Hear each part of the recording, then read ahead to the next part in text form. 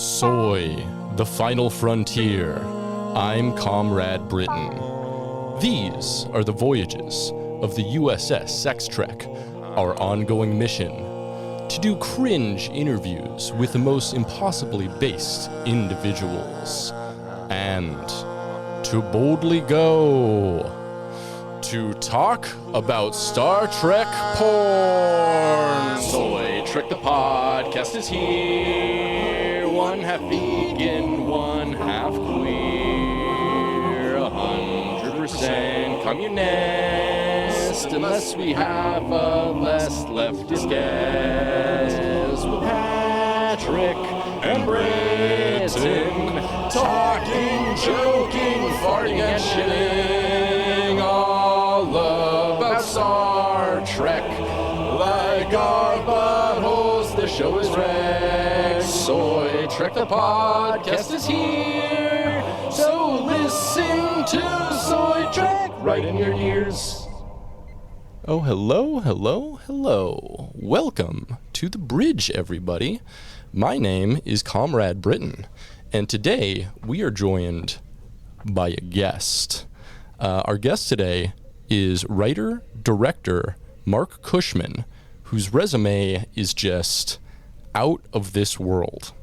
Marc is probably best known in the Star Trek world for writing the 3-volume tome of information, These Are the Voyages, TOS Season 1, Season 2, and Season 3, for which he won a Saturn Award.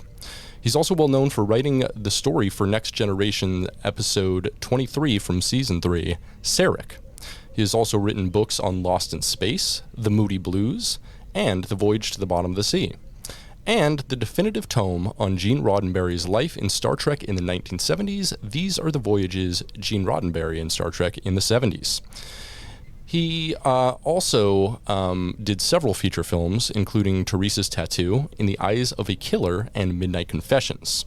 He also showran the cult comedy series Channel K, Bachelor Pad, and has writing credits on Beyond Belief, Fact or Fiction, and Diagnosis Murder, among others. But perhaps most interestingly, and the reason he's appeared on our radar, Marc has written over 500 adult films, including the Sex Trek series we've been recently reviewing. He's also the director on over 350 of those films. Wild. Hello, Marc. How are you doing today? Hello, Britain. How are you? And Patrick, hiding in the background. I think Patrick is covering himself in latex in case we start talking about the Sex Trek movies. Yeah, he's in a latex cave. He's pretty much a giant human condom. It's Now, I gotta say that song was really cheesy, and it kind of sets the mood for what we're going to do, because you said cringeworthy, so I'll try to make your listeners cringe at least a few times. I appreciate that. We are here. Good art makes you feel things, and I don't feel like as a podcast we can necessarily make people feel good about the world or anything, but we can make them cringe. So we're just doing art over here. I cringe every time I turn on the news.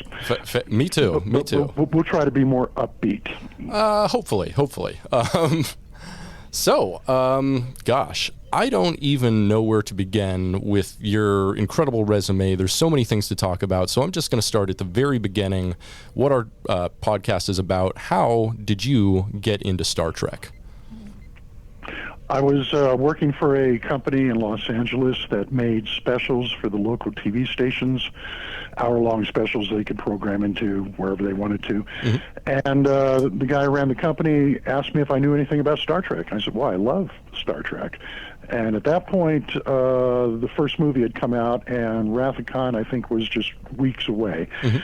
So it was arranged for me to go to Paramount and interview Gene Roddenberry, which was the first of many interviews over the years. And Gene introduced me to Robert Justman, his right-hand man on the original Star Trek and even the first season of Next Generation. Mm-hmm. And I met John D.F. Black, who was the associate producer on the first season of the original series, and the guy who wrote the words, Space, the Final Frontier. Mm-hmm. Gene wrote the rest of it, that opening narration, but John D.F. Black came up with those famous words. And they introduced me to D.C. Fontana, who your listeners probably know as Dorothy Fontana, but she wrote under the initials DC because women weren't doing a lot of hour-long science fiction back then, if any, or even hour-long action-adventure. So she used that pseudonym, semi-pseudonym, and it just kept going from there on, meeting the rest of the people in the production company on the first show, and the actors and the guest stars, and on and on and on. And so we did this special, but Paramount caught wind of it, and so they quickly did an hour-long special of their own with Leonard Nimoy hosting. And then they, I believe, blocked the first one from getting sold out there, so it got canceled, never got aired. And Gene Roddenberry was not happy about that. And he said to me, take all this stuff I've given you. And he gave me access to the show files, which was 40 boxes of scripts and treatments and memos and ratings and production reports and budgets and you name it. And I said, why don't you do a book? And it took me quite a few years to get the time free to do the book, and it turned into 3 books, and now it's 6 books, and here we are. Wild. Do you think that documentary still exists out there somewhere, or was it probably scrapped a long time ago? A long time ago. This was in the early 80s. Oh, wild. You never know. I mean, things show up on YouTube that never got aired and so forth. I don't even know if it was ever finished, fully edited or anything else, because when they found out Paramount was competing and was going to go to the channels they normally go to, and in LA that was either Channel 5 or Channel 13, because those were the 2 stations that showed the Star Trek reruns. So they realized that they had been pushed out of the market. Interesting. So you actually knew Gene Roddenberry, which makes you the first and probably only guest we'll ever have who knew Gene. Tell us a little about Gene. What are some things that folks might not know about him? He was a great guy, and worshippers of Roddenberry and who used to call him Goddenberry. You can't say any wrong against him, but so many other people in the media and elsewhere have kind of labeled him in negative ways over the years, and I'll just say I really liked Gene, and a couple of things to like about him was, first of all, he was a writer's producer, because he was a writer-producer. So when I pitched Sarek to him for Next Generation, I just came in and started to pitch a couple stories, and I said, here's a story about greed, and he said, well, we don't have greed anymore. Okay, here's a story about blind ambition. Well, we don't have that anymore, because he felt if we were going to live into the century of Star Trek, the Next Generation, we were going to have to get rid of these petty differences. And it was like, oops, okay, well, there's a couple stories I'm not going to get to pitch. And I had Sarek in my back pocket, and I said to him, what do you think would happen if a Vulcan was going through senility? And he said, what do you think would happen? And I told him the story that I had, where Sarek is brought out of retirement to go renegotiate a treaty between 2 warring planets, and they only trust him because he had done the original treaty. So he's been drafted, in a sense, to go back out there, but he's going through senility. And since Vulcans are telekinetic, whatever he's feeling will manifest itself in the people around him, to where Riker is giving Picard a hard time and things of that nature.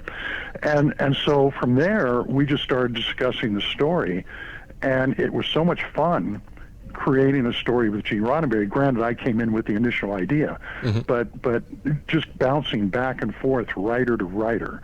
And I've talked to many other writers, and they say it was the same experience. He really knew what he was doing. He really knew what he wanted Star Trek to be. He just gave great notes, great feedback, and so you could have a terrific brainstorming session with Gene Roddenberry. But also, Gene never took your credits away. In that first series, since nobody had seen Star Trek, and nobody knew what these characters were until it got on the network, and by that point they had shot 16 episodes. So those first 16 episodes, he rewrote them, because only he knew what these characters were going to sound like and act like.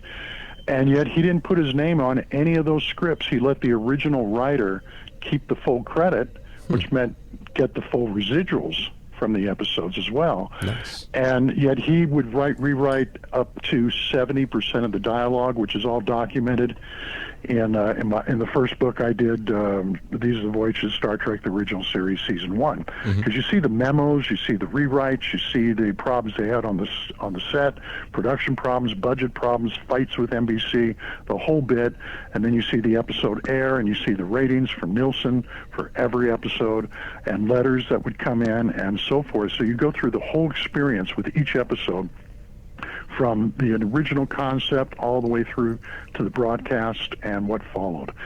And but he didn't take credit for any of those. Corbinite maneuver, I mean, that's 70% his dialogue. Same thing with many of those first scripts. And so he was a very generous writer, where anybody else would have put their name on there and taken half of the residuals. He wouldn't do that. So I really saw him as a straight-up guy. He was cynical in some ways, but he was optimistic in many more ways. For instance, he didn't believe mankind would survive to the time of Star Trek's century. He had been a World War II combat pilot. He had been a Los Angeles police officer, including a motorcycle cop. He had seen humanity at its absolute worst. And yet he felt that we had the ability to survive. And that's why it was so important to him to do Star Trek and show a positive future and a positive way to get to that future, because he felt that that was the contribution he had to make. Where somebody like Rod Serling, on the other hand, would have just a cynical view of mankind, that we were doomed. So that was the difference between the two. Gene shared that cynicism, but he projected a positive course, which has really become the trademark of all the Star Trek series. Very true. Sounds like a really good guy to work for. Do you think there's anything missing after Gene Roddenberry passed? Like, do you think there's anything missing with like Rick Berman or Alex Kurtzman as the ostensible leaders of the Star Trek universe? I do, because Gene was a man of action. As I said, he had been a combat pilot, he'd been a cop. So he had enough of a swagger that he understood action-adventure. And I think a lot of the other producers that came after that, not all of them, but many of them, are more intellectual. And Gene was intellectual too, but he balanced it with his manhood. He was also a very man's man, and enjoyed sex and enjoyed womanizing and everything else. But a lot of the people after that were more so textbook type intellectuals, and I think a lot of the Star Treks after are kind of boring. They've lost their edge. Also, Gene, in his heyday, at his peak, when he was doing the original series, understood the importance of conflict. And you saw so much conflict between the different characters, the regular characters on the show.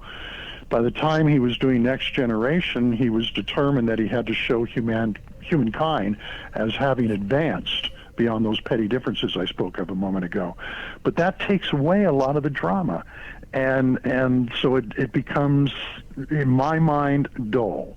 But at the same time, I think Gene would not be happy with the new movies, new, going back 10 years now, but I'm the ones with Chris Pine and J.J. Abrams and so forth, because you've got fight sequences that come right out of comic books, superhero stuff, where Spock and Khan are duking it out, and Khan throws Spock 20 feet, and he slams against a concrete wall, and he gets up and dusts himself up and comes back into the fight. No, every bone in his body would have been broken. And so I think Gene would really have a problem with his characters being treated in such a non-human way, like they are just action figures. So I respect him very much, because he knew how to put the drama and the action into a show. He'd put violence in there if it was making a statement about violence, and he didn't mind violence if it was used responsibly. And I just don't think a lot of producers now have that. True. And another thing I think that's very much missing from post-Gene Trek is the latent horniness of everything. Yeah. Yeah.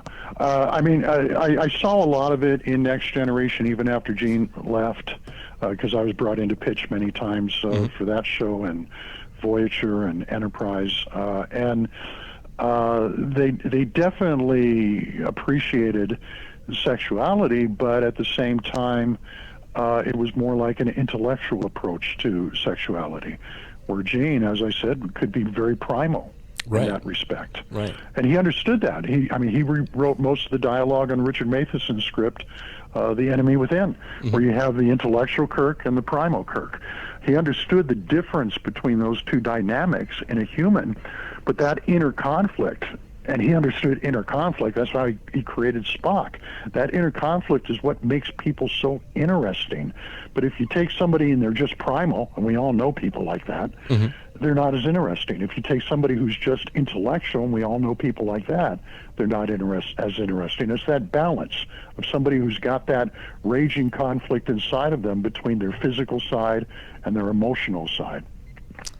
Absolutely, and I think that's what made Gene like he was unapologetically human as compared to I think the other showrunners, and like part of me does wonder if he was unfairly maligned. You get the I hear the word womanizer brought up a lot around Gene Roddenberry, which he was with a lot of women. He liked sex. That's obvious. That's well recorded.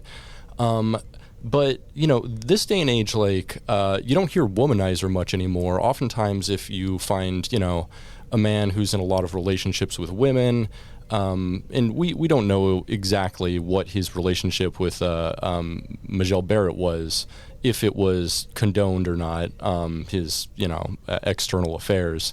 Part of me wonders if he was around in this day and age, we'd just call him something like ethically non-monogamous or polyamorous or something like that. Yeah, everything's been relabeled, and we have bigger words to go along with everything. I know what his relationship with Major was. I know what his relationship with Nichelle was. I know what his relationship with both of them at the same time was. He had menage a trois with them in his office, and he left the curtains open so everybody could see. Harlan Ellison told me about standing outside the Roddenberry building, which wasn't called the Roddenberry building back then, but walking by and looking in through the blinds and seeing Gene and Nichelle and Majel together in there. And Gene would have left those shades open because he wasn't ashamed of this. He felt it was very human. He felt it was very natural. So, you're right. He didn't apologize. He flaunted it. My kind of guy. I absolutely love that. Now, I'm not that kind of guy. I pulled the shades down. And I got my alter ego, which has done a lot of work in other parts of the industry, but I'm a very private person. I pull the shades down, but he did not, and so it was out in the open, and he put Major up in the motel across the street from Desilu, and Justman knew she was there. He would call over there to see if Gene was there if he couldn't find Gene. The people at NBC knew it was going on when they saw the first pilot, and Major was playing the character of number one, and they all kind of looked at each other and went, uh-oh. They knew she was his mistress. He was still married at that time. Love it. So you mentioned Robert Justman several times, Gene Roddenberry's ostensible right-hand man, or number one, whatever you want to call it. Tell us a little bit about him and maybe some of the things that he did behind the scenes that we might not recognize as his contributions, but very much made Star Trek. Oh, my God. Well, he was the opposite of Gene. Bob Justman was very moralistic, married to the same woman for decades and decades until his death, and never kept anybody in a motel across the street. Would never do anything in his office, shades open or closed, but very funny. I mean, just a very sarcastic. He could have been a stand-up comic, sarcastic humor. And but he would give notes on all the scripts, and you see this in my books. You see the memos from him, which are my favorite part because they're so funny. With every story treatment, every script, here comes a memo from John Justman saying what he likes and doesn't like about it, and yet when he says I don't like this, he does it in such a funny way, you fall out of your chair. And but his job was to go onto the set and realize the script.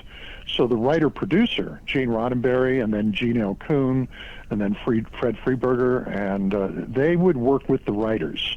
They would pick the stories and develop the stories and polish the scripts and so forth. And then they would hand it off to Bob Justman, who would have to go film it. And so some of the funniest memos from him that you see in these books is just, how are we going to afford to do this? And, if you don't take some of these special effects out, I'm going to start sending you the bill from my psychologist. And I'm not joking. You'd say, I'm not joking with an exclamation point. So he had a really tough job trying to do a half a science fiction movie every week for under $200,000, which would be like about $2 million today. But $2 million today isn't a lot. Most hour-long network shows, especially a science fiction, cost more like about $5-6 million to do. So they didn't have a ton of money, and they were also traveling across uncharted waters. They had to figure out how to do these effects that nobody had ever done before, and there was no CGI. You had to do it all the old-fashioned way. Right. So Bob's contribution to Star Trek was immense. And on these books, I believe on all 3 volumes, certainly the first one, right at the top of the front cover, it says the story Gene Roddenberry and Robert Justman wanted you to know. And they agreed to let us put that on the book because they gave us all the memos. They gave us all the documents, and they gave us extensive interviews. And I said to them, these memos are going to show everybody how hard you worked, and we want to put these memos in the books. And I forget if it was Gene or Bob, but I seem to think it was Bob, because this sounds like his sense of humor. He just looked at me and he said, well, what do you think we saved them for? It's a great question, and like, what do you save documents for except for like recorded history? There's a great memo in season 3. Mm-hmm. When Bob was leaving the show halfway through the 3rd season with a broken heart, because at that point he sent a memo out that said, we're trying to do half a science fiction movie each week on the budget of a radio show, because the budget had been cut so severely by Paramount and NBC at that point.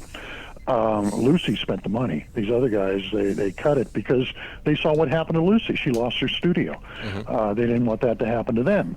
But he wrote a goodbye memo to Gene. We print a couple of these in here. He actually wrote goodbye memos to Leonard and Bill Shatner and a few others. But he wrote one to Gene, and he said, someday we can only hope that somebody's going to go through all these memos that you and I have wrote and saved and realize the job that we did. And I printed that, I published that book in the 3rd volume because that's what we did. Interesting. So when writing for this book and researching and going through all these memos, what was the most surprising thing that you found out about Star Trek or Gene or the whole process? Well, first of all, that almost every episode was a battle. They had to fight NBC tooth and nail on so many of the subject matters they wanted to do. The censors trying to take things out of the scripts, and they would have to take them out. But Gene would put up a good fight, and every now and then he would win, like The City on the Edge of Forever, which Harlan wrote, although Gene rewrote it, and Gene Kuhn rewrote it, and Dorothy Fontana rewrote it. Because Harlan kind of wrote it like in Outer Limits. But so they had to make it Star Trek. Mm-hmm.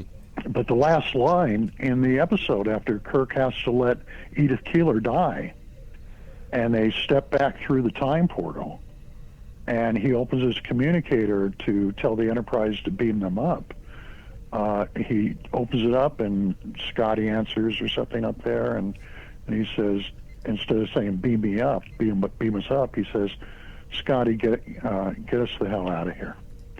And NBC said, "You can't say hell on our network." And Gene fought it tooth and nail. There's memos in there, where he would say, what else could he possibly say? He just let the woman he loved die. Is he going to say, heck, get us the heck out of here? And the reply from the censor at NBC was, what the hell, go ahead and say it. That's amazing. That's and there's an early episode to further answer your question, Dagger of the Mind, which maybe was the 9th or 10th episode filmed in the first season. Again, heavily rewritten by Gene. Simon Van Gelder escapes from a penal colony, but he's been subject to the neural neutralizer, and so his memories are repressed. Kirk's down there, and he's in danger, and he doesn't know it yet. On the Enterprise, Spock and McCoy are trying to find out what is locked in Simon Van Gelder's mind. And so they decide to hypnotize him. And in the early draft script that went to the network, McCoy uses a watch, the old-fashioned way. And NBC wrote back and said, you can't hypnotize people on our network because it may hypnotize the people watching our network. And Gene went back to them and said, this is a really important scene. This is where they're going to find out what was happening down there and that Kirk is in mortal danger. And we got to keep it in. And they said, well, you can't do that. And so Gene came up with the Vulcan mind meld so that Spock could access Van Gelder's memories, and we didn't have to have a watch going back and forth, which might hypnotize the audience members. And so a lot of the things that happened in Star Trek came about to get around the censors. Interesting. So the censors in the studio in this case were the mother of invention. Yeah. I mean, the Vulcan mind meld is iconic now. And that wouldn't have ever even happened if it wasn't for NBC refusing to let McCoy hypnotize Simon Van Gelder.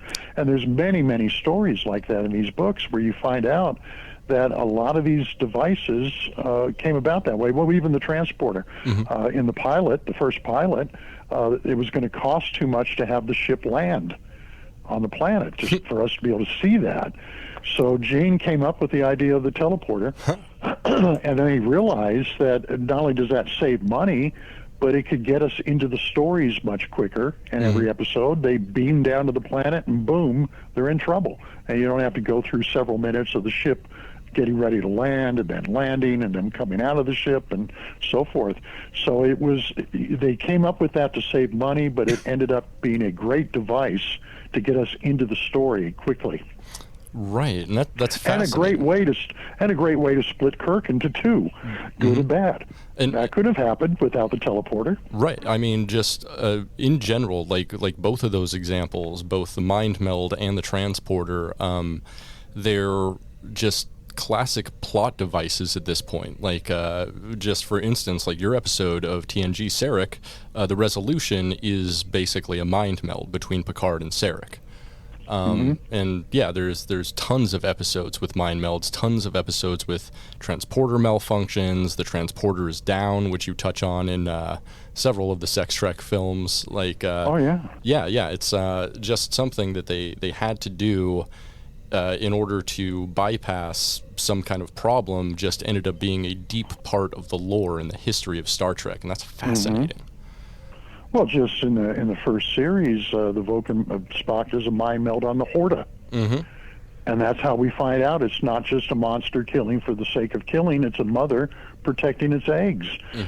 Inspector of the Gun, one of my favorite third season episodes, Spock does a mind meld on the landing party so that they can believe that the bullets aren't real.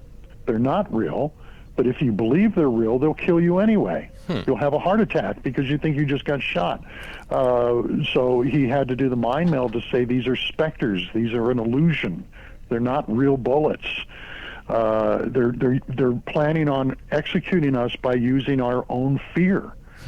And so we have to see these as things that can't harm us. So the mind meld just became, well, and it was the bridge between Star Trek II and Star Trek III, with implanting that thing into McCoy's memory. So it just became such an important device in Star Trek, but it came about to get around the censorship issues. Interesting. So you kind of bring up an interesting point that just made me kind of think about something. So in old Star Trek, like you mentioned with Spock and the Horta, we can go to Kirk and the Gorn captain. There's a lot of trying to find solutions that are not violence. Whereas I feel like, at least after Rick Berman took over, and especially with Alex Kurtzman's Trek, there's a lot more violence involved and violence implicit in Star Trek now. Do you feel like Star Trek has become too reactionary? I think the movies have. Trying to think back to the spin-off series, I saw a lot of Next Generation because I was going in and pitching and watching it, and I saw the pilot for Voyager before anyone out there did, because I was invited to a screening of it so I could come in and pitch for that show and so forth. I saw a few episodes of Enterprise and a few episodes of Deep Space Nine, and I don't remember any of them being violent for the sake of violence. If anything, I felt that the action-adventure elements were a little too subdued in those shows. Until the Borg came along, right. and that was the best shot in the arm Next Generation ever got, and my applause to whoever came up with it.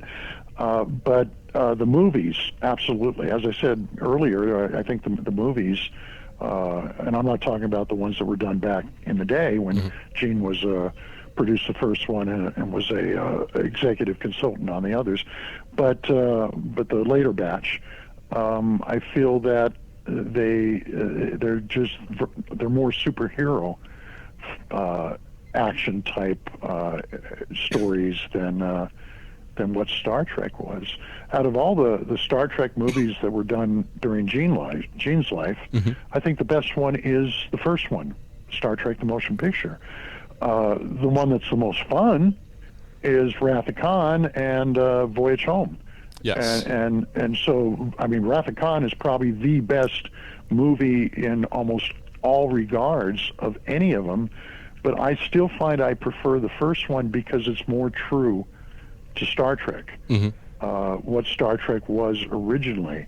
This may sound like I'm contradicting myself because I understand the first movie lacked action, and Star Trek was an action-adventure show. So it was missing the action elements that the TV show had. But there were episodes of the original TV show that were very much like Star Trek: The Motion Picture, that didn't have any fist fights or Kirk kissing green aliens or things of that nature. There were bottle shows that took place entirely aboard the Enterprise, and they were some of the best episodes without any violence or anything else. I'm thinking of episodes like Charlie X and the Tholian Web and the Doomsday Machine. Well, that had action out in space, fighting the Doomsday Machine, but not between the humans. The Immunity Syndrome is another terrific episode that has no action adventure in it at all. And it's very much like Star Trek: The Motion Picture in that respect. And so is an episode called The Changeling, which you could even say the motion picture borrowed part of the story from The Changeling. So the series would alternate between action-adventure stories and more intellectual ones. And I think the first motion picture tapped right into that beautifully, and was supposed to be a 2-hour TV movie that was going to premiere the new series, Phase 2. And I think it would have played better on television than it did on the big screen. But the later series it just seemed like almost every episode until the Borg came along were more intellectual oriented. And I know there were some fight sequences. There were a few that would do it, but most of them seemed to be talking heads for me. And that was just lacking the excitement and the conflict. That was such an important part of the original series, the conflict between the characters. Right.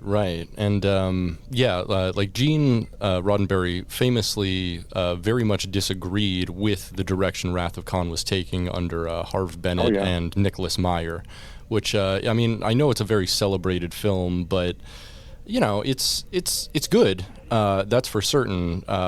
Is it Star Trek necessarily? Does it like fit into Gene's vision? I think that's another completely separate conversation.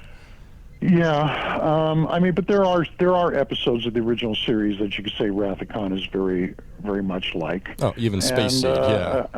Yeah, I mean, they had episodes like Day of the Dove, where the Klingons and the Enterprise crew are fighting with swords on the Enterprise and stuff like that. So Star Trek was not opposed to, or even Arena, which you mentioned a moment ago. Star Trek was not opposed to doing action shows that kids could really get into. But there was still something about those, like with Arena at the end. No, I will not kill him. You know, maybe he thought we were invading his space. Maybe he felt he was defending himself.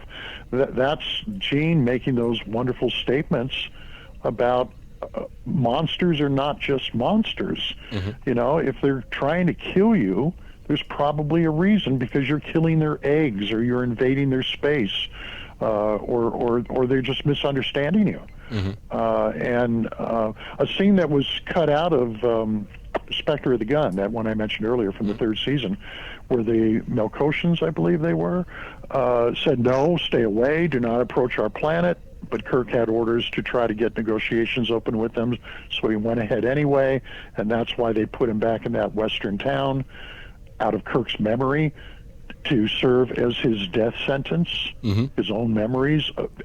Well, the reason they did that is because they feared mankind.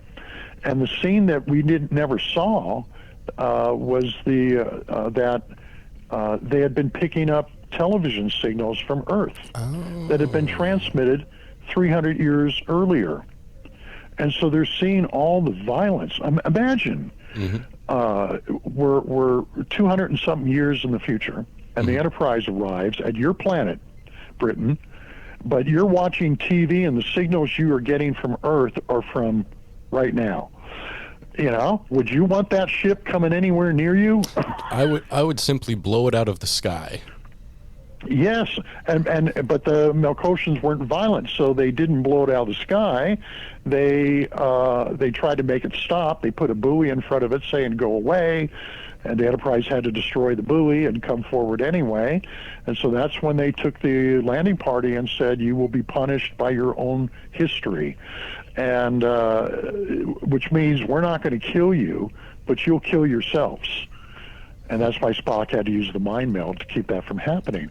Well, NBC didn't want that scene to be part of the script, because that scene would be saying that the stuff NBC was broadcasting was violent.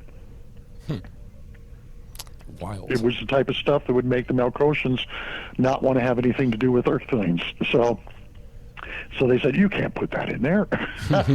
So we missed a great setup to the whole story. Indeed.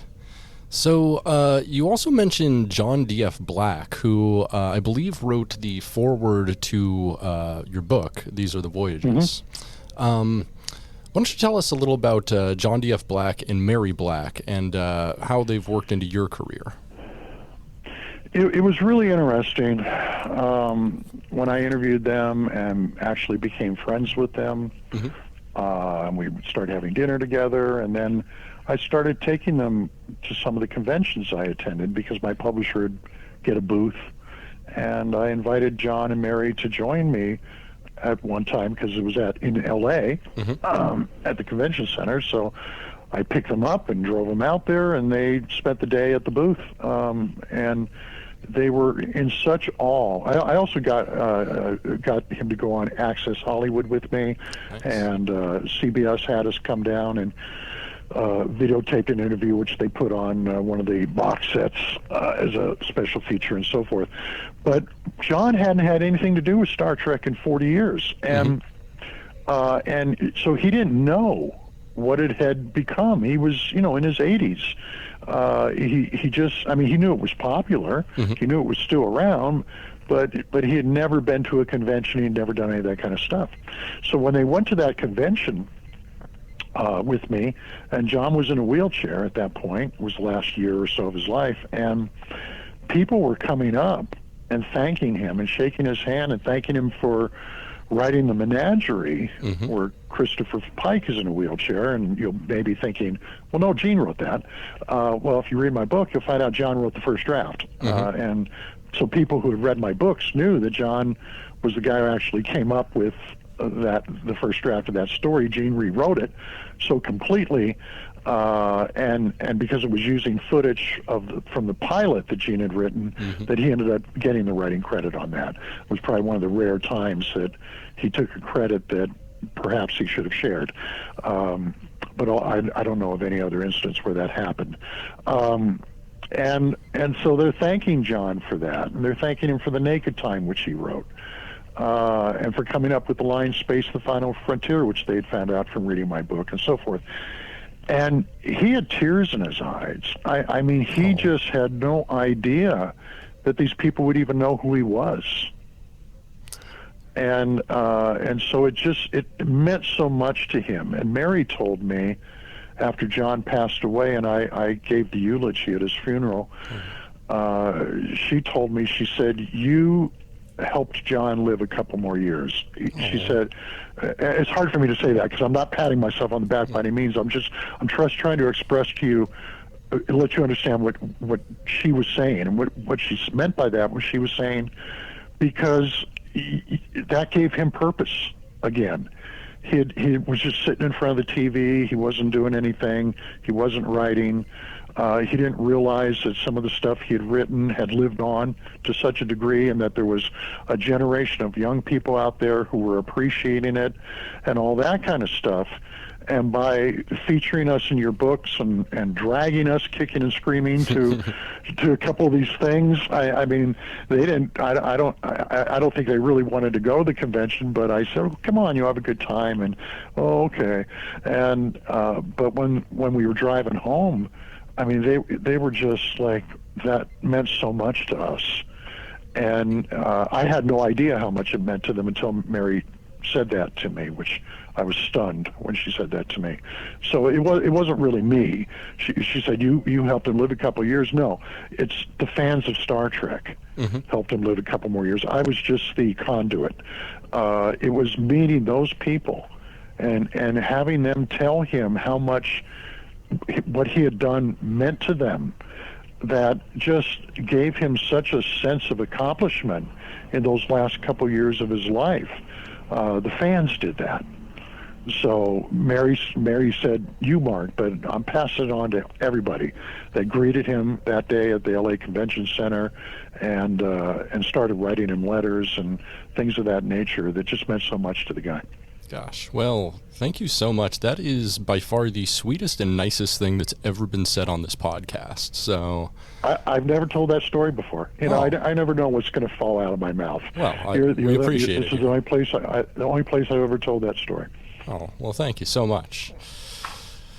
Well, I think now's probably a good time to get into the elephant in the room. So you wrote all of the Sex Trek pictures, which are the Star Trek porn parodies. There's a couple other ones, but this is like the main series. This is the first series.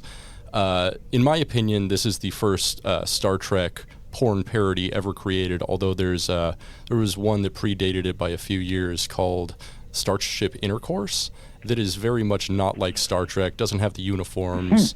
It's I didn't know about that one. Yeah, there's been a few that have been done since I retired from that industry. But other than that, I did the first how many?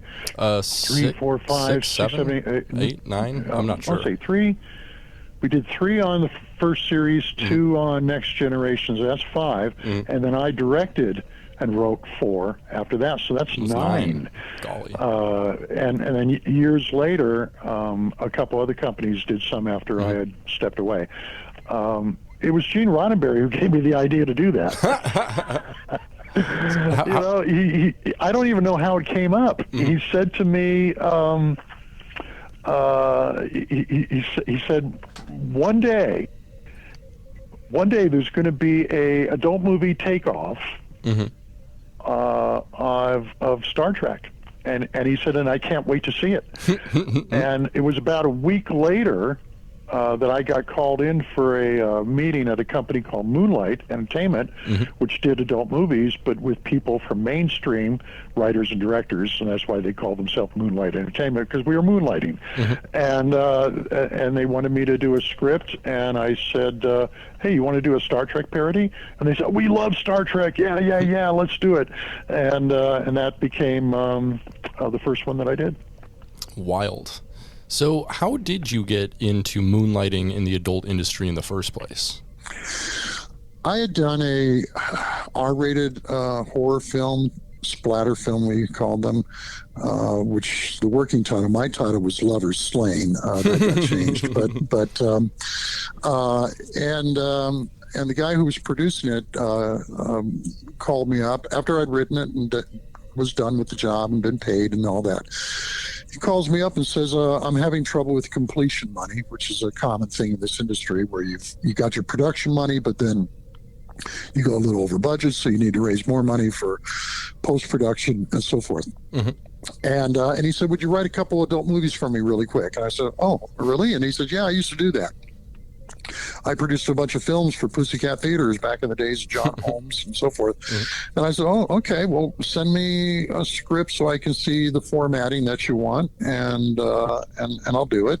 And he wanted more than 30 pages. I think it was like 35, 40 pages of a story-driven, couples-friendly adult movie with 5 sex scenes in there. We call them commercial breaks. Except the story needs to lead into the commercial, and then lead out of the commercial back into the story. And so I did one called The Sheets of San Francisco, which was a police cop show TV series parody, and another one called Nudes at 11, which was a takeoff on an evening news broadcast that was featuring a lot of sex-oriented stories, which they always do in L.A. during Sweeps Month. It was like, on Channel 7 at midnight, the new bikinis are coming out, whatever, to try to get people to watch. And so I did these 2 scripts for them, and they paid $1,500 each, and this was back in the mid-'80s, so that wasn't bad payday. It took me about a day and a half to do. I probably did both of them in 3 days and turned them in, and he wrote me a check for $3,000, said thank you very much, and I said thank you very much, and went home. And next thing I know, the phone's ringing, and it's him wanting a couple more scripts, and then the phone rings, and it's the guy who directed those first couple movies for him, saying, man, those were the easiest adult movies I ever directed. The scripts were just so good. Everybody was laughing and falling on the floor, but they were easy to shoot. You know how to write to budget. You don't put in people we don't have, you don't put in sets we don't have, you just put in what we tell we have, and you made it just so easy to shoot those things. Would you write a couple for me? And so it just kept happening, where more and more people kept calling and wanting scripts. My number just kept getting passed around, and next thing you know, I was doing like one a week. Wow. Like 50 a year. But it would only take, so I'd get a job, and it would take me a day or two. And then I could spend the rest of the week writing the great American screenplay, Yeah. My bills were paid, and I could just go from there. So it turned into a really great gig. I ended up working everywhere, doing music videos, commercials, infomercials, religious programming, children's programming. I've done just soap operas. I've done, primetime TV, comedy, drama, late night TV, everything you can imagine. But the adult stuff was probably the most fun because you wrote what you felt like writing. They'd bring me in and say, what do you feel like doing? Do you want to do a drama? You want to do a comedy? And I say, sure, I'll do Takeoff on called When Larry Ate Sally. Okay, yeah, cool, that's funny. Go do it. And I said, okay, so how big is your cast? What are your sets? And we got a great house, and it's got a swimming pool with a waterfall, and it's got this, it's got that. Okay, great.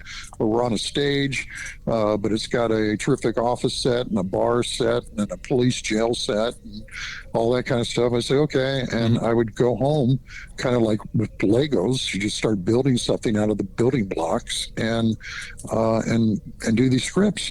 But I could write whatever I wanted. There are rules, just like there are in TV. Like I was writing for a show called Diagnosis Murder, which starred Dick Van Dyke, and I remember we sent the script in, and CBS came back with notes from broadcast standards, the censors, and there was a scene where Dick Van Dyke was kissing this woman that he was kind of sweet on, and the note was no tongues. It was like, yeah, like Dick Van Dyke's going to slip her a tongue. Yeah, right, sure. Well, the same thing in adult movies. You get notes from the Dutch Media Association or Media Group, and who regulates all the cable broadcasts in Europe. And the toughest customers in Europe are the Germans. Very, very restrictive about what they'll allow in adult movie on Playboy Channel. That's surprising. And it's like, you can't do that over here, and you can't do this. And so you got a whole list of things, words you can't use and things you can't do. And you got to understand budget, and you got to understand all that. And I know all that. So I was able to give them what they wanted. And when you give the man what he wants, the man keeps coming back with more money for you. And in that industry, a lot of times it was cash. And so that's how I became Cash Markman.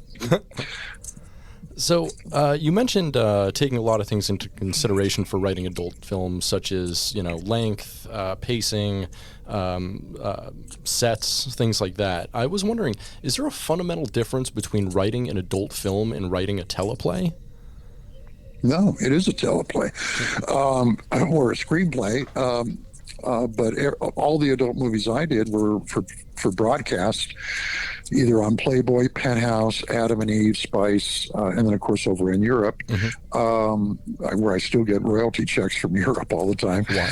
It's amazing.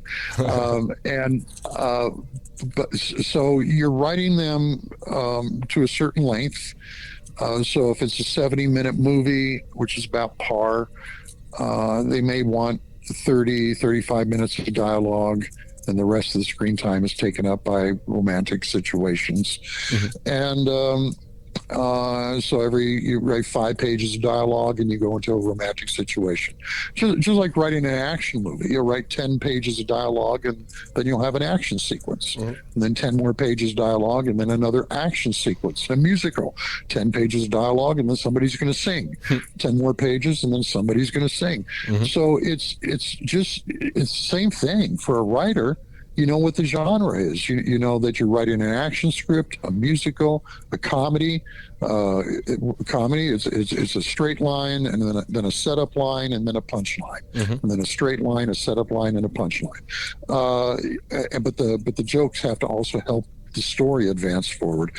So it's you know who the audience is, you know what the audience wants to see, and you give it to them. So it's just words on paper, and ideas, obviously, and knowing the structure and who the audience is going to be, what the budget's going to be, and putting it down. So for me, it didn't feel dirty at all when I was doing it, because I was just writing pages. And the first time I visited an adult movie set, and I can say porn set, but it's not really porn. If you look up the definition of porn, it's illegal, it's illicit, it's immoral.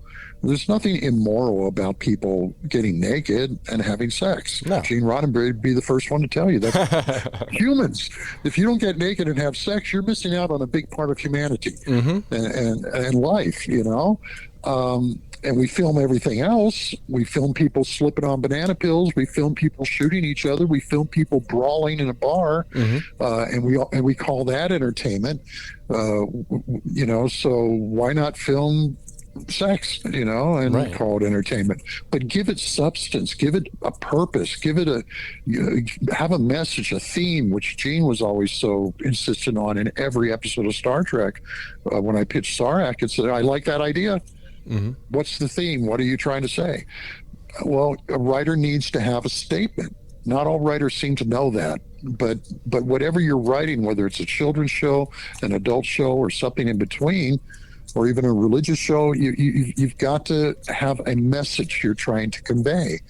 And I understand that, and I do that, and they don't, and the producers don't even know what you're doing. All they know is this is good, this works. Mm-hmm. We don't know how he made this cake, but this is a pretty good cake.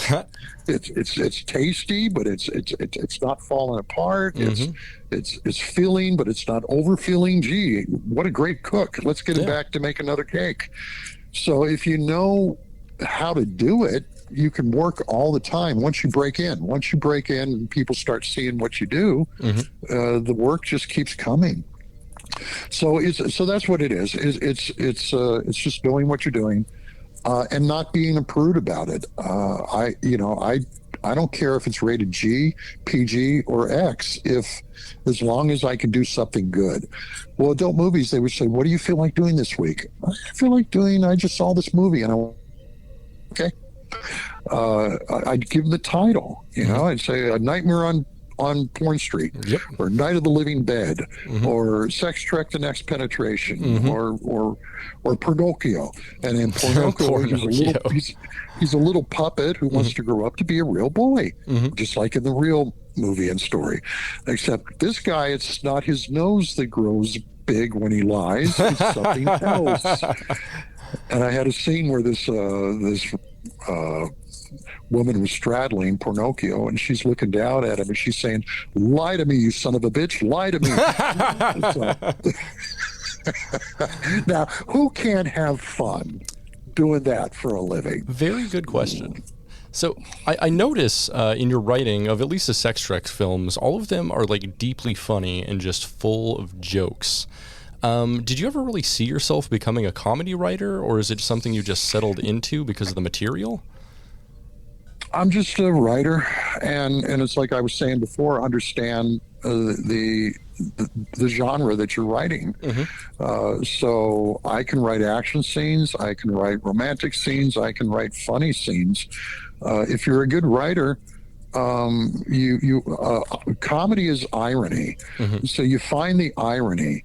And we would all be much better off if we could find the irony in life right now. Don't you wish all these hypocritical politicians had a sense of irony? You can see how silly they are, and how every time they blame the other side for something, they're guilty of doing it even worse. Mm-hmm. We've got to have some self-reflection. We have to find ourselves funny. You have to be able to laugh when you screw up.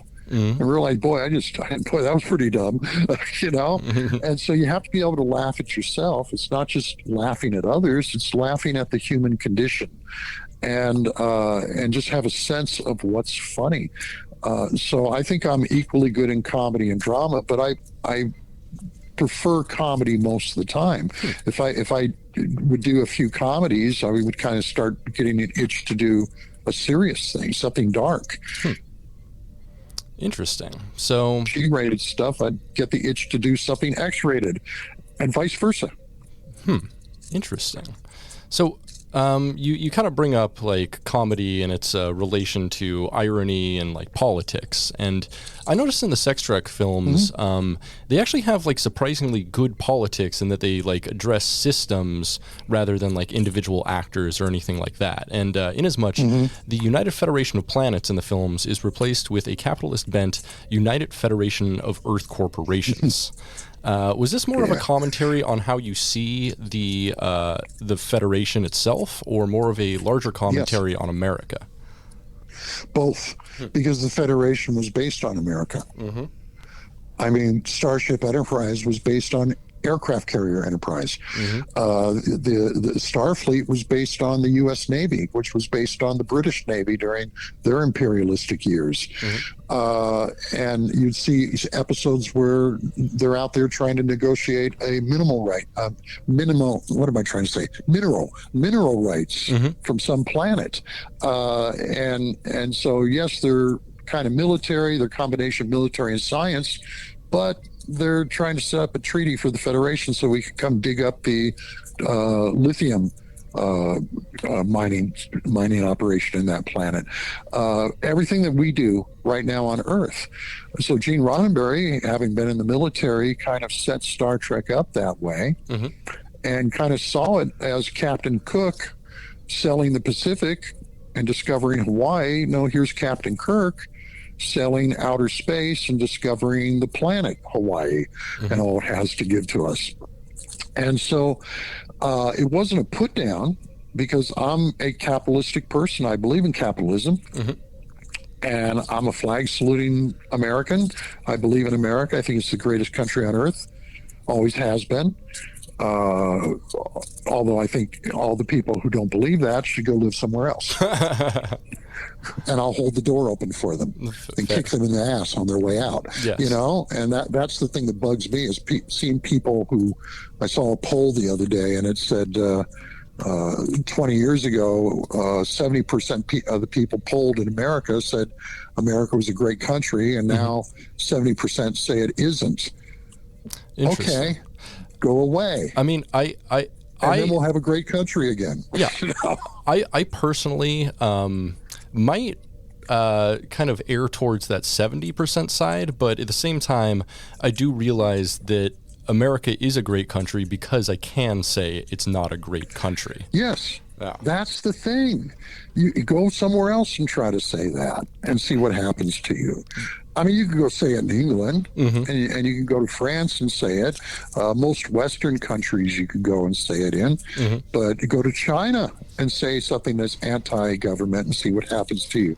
Go to Russia, go to the Middle East and say something like that, and they'll chop your hand off. Yeah. You know, which hand do you use to feed that mouth? I like to pick up a fork with my right hand. Okay, we're cutting off the right hand because we don't like what just came out of that mouth. You know, it's why do you think everybody wants to come to America? You know, so that's the thing. We can be better, and we have to be self-critical. So I'm not saying we shouldn't be self-critical, but that's how you get better. I'm self-critical with everything I write, and that's how I do a rewrite. You know, I can make this better, but at the same time, I appreciate the fact that I've been given the opportunity to write. And so that's why I guess I'm saying, and you just said it so well about America, is okay, make it better. But just appreciate that you're in a place where you have the opportunity to do that, where you actually get to vote for your leaders and so forth. So that's why I think it's the greatest country out there. It's the most giving country out there. But it's like the Federation, to come full circle to what you said a moment ago. You know, we give more foreign aid than anybody. We've given $150 billion to Ukraine. And out of all of our NATO allies, the second biggest donator to Ukraine is Great Britain, that's given Ukraine $3 billion. Oh, and we've given 150 from us, 3 from them. And they're living in that hemisphere. We aren't. They're directly affected by it with their natural gas and stuff like that, whereas we aren't. I mean, our interests are, but you know, we're not directly paying more for like heating oil like England is right now because of it. So yeah, so you should thank America, and you should thank the Federation, because the Federation's out there looking to make a buck too, right? And they're looking to get this planet to join the Federation because it's close to the Klingon border, and we want to have a base there, just like the U.S. wants to have a base in Guam and the Philippines. So we want to have these bases out there. So yeah, we're trying to get something out of it too.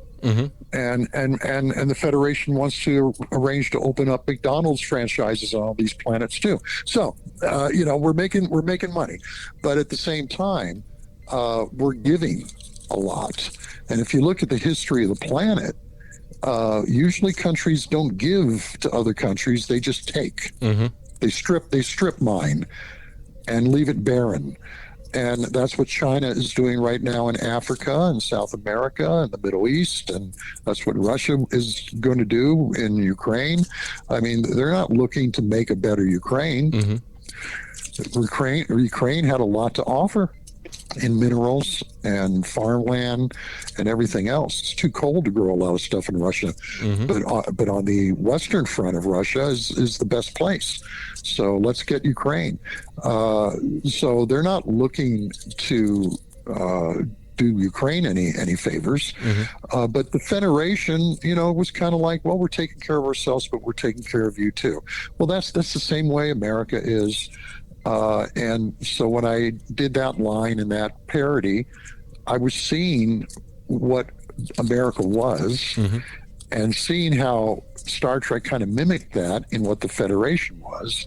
And so I came up with that United Corporations of Earth or whatever it was. And but it wasn't a put down because I understand that it's a good system. Yeah. It works for them. It works for us. Yeah, and it's, ultimately with both the Federation and the United States government, they are constantly walking the tightrope between benevolence and might. Because, we couldn't provide other countries without our might, or without the military bases on 120 countries throughout the world, it's our supply chain from which we do benevolent things, but we also have historically done some pretty awful things as well. But well, that was beautifully stated. And see, now if you were pitching to Gene Roddenberry right now, he would say that's the theme. Walking the tightrope between, how'd you say it? Between benevolence and might. Yes. He would say there's a theme for a Star Trek episode right there. Go write it. That's how his mind worked. And that's why Star Trek, especially the ones he produced and wrote, stand out because they were about something. When I was doing these books, the first three on the original series, my son, who was 15 at that time, came up to my office. I had a room in the house that was an office, and there was a Dutch door there, so to keep the dogs from coming in and interrupting my work and everything. But the top half could be open. So he came in. He was standing there at that Dutch door, and he looks and he says, "Hey, Dad." And I said, "What?" And he says, "Every night." From 10 to 11, they're showing Next Generation, which I had written for at that point, and 5 nights a week, and then from 11 to 12 they show the original show. I said, "Oh," he says, "I've been watching them." And I said, "Yeah, what do you think of the original show?" Because he knew I was writing these books about it. I said, "What do you think of that original show?" And I thought he was going to come back and say, "Oh, the special effects are cheesy," or whatever. The uniforms aren't as good, or something. And he says, "I like it. When it's over, it's way better than the crappy one you wrote for." And I said, "Why are you saying that, Stevie?" And he says, "Well, because they show the original 1 second, and so that's the last thing I watch, and then I turn out the lights." And he said, "And I find myself lying there thinking about it." Well, those are the themes that Gene Roddenberry put into each episode, that you lie there and you're thinking about the Horta, or you're thinking about the Gorn, or you're thinking about, and not just the fact that it's a lizard that's trying to kill Kirk, but the fact that it felt intruded upon. It thought we were invading its space and stuff like that. And so he would lie there and be thinking about these themes, or the enemy within. Where you find out that the good Kirk, the intellectual Kirk, can't make command decisions without the primal Kirk, and he has to bring the primal Kirk back into his body, or because he's losing the power to command. Because you need that primal ambition to be able to make the tough decisions. And so Stevie would be lying awake thinking about that. So that it's those themes that make that show continue. And in the same way, make Twilight Zone reruns still fun to watch during marathons and so forth, because even though it's darker and more cynical, it's still there's a message in each episode. Well, I try to put a message in every Cash Markman movie too. Nice. And for the listeners who don't know, Cash Markman was your nom de plume for your adult stuff, as well as what else you have? Penny Nichols. Yeah, when I worked for Penthouse as a writer and a director, they said, well, I'd done quite a few for them at that point, but they said, we don't have enough women writers and directors, and we're Penthouse. We're supposed to be the woman's adult movie channel, and so can you come up with a woman's name to work under? And so I said, okay, Penny Nichols, because Cash Markman was, I was moonlighting to make extra money. So Cash, and Mark is the German currency, and man, I'm a man, so Cash Mark Man. And then so I came up with Penny Nichols.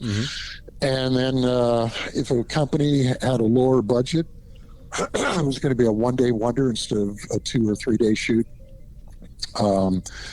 I was kind of slumming it there, so I would write under the name Bill Dollars, which sounded like a cheaper version of Cash Mark. It certainly does.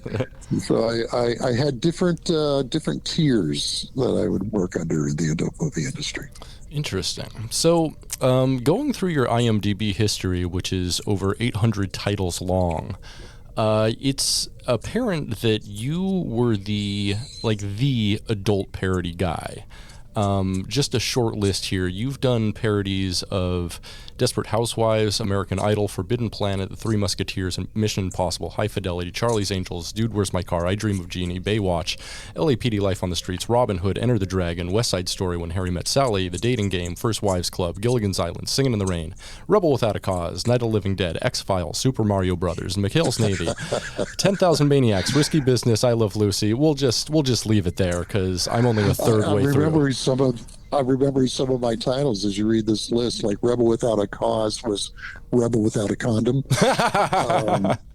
Mission Impossible was Missionary Position Impossible. Amazing. It writes itself. Robin Hood was Throbbin Hood, which I love that one. You directed and your several. Favorite is what? Personally, one of the first ones I watched on, I don't know, Cinemax or Showtime or something. One of the very first adult movies I ever saw when I was probably 12, 13 years old was Baywatch 7 or 8, I think, which I believe you directed. So you put something in a very young me that I'm sure Gene Roddenberry would very much appreciate. Yes. Now, see, and I thought it was better than Baywatch because Baywatch, you're turning it on to see the hot chicks in bikinis, right?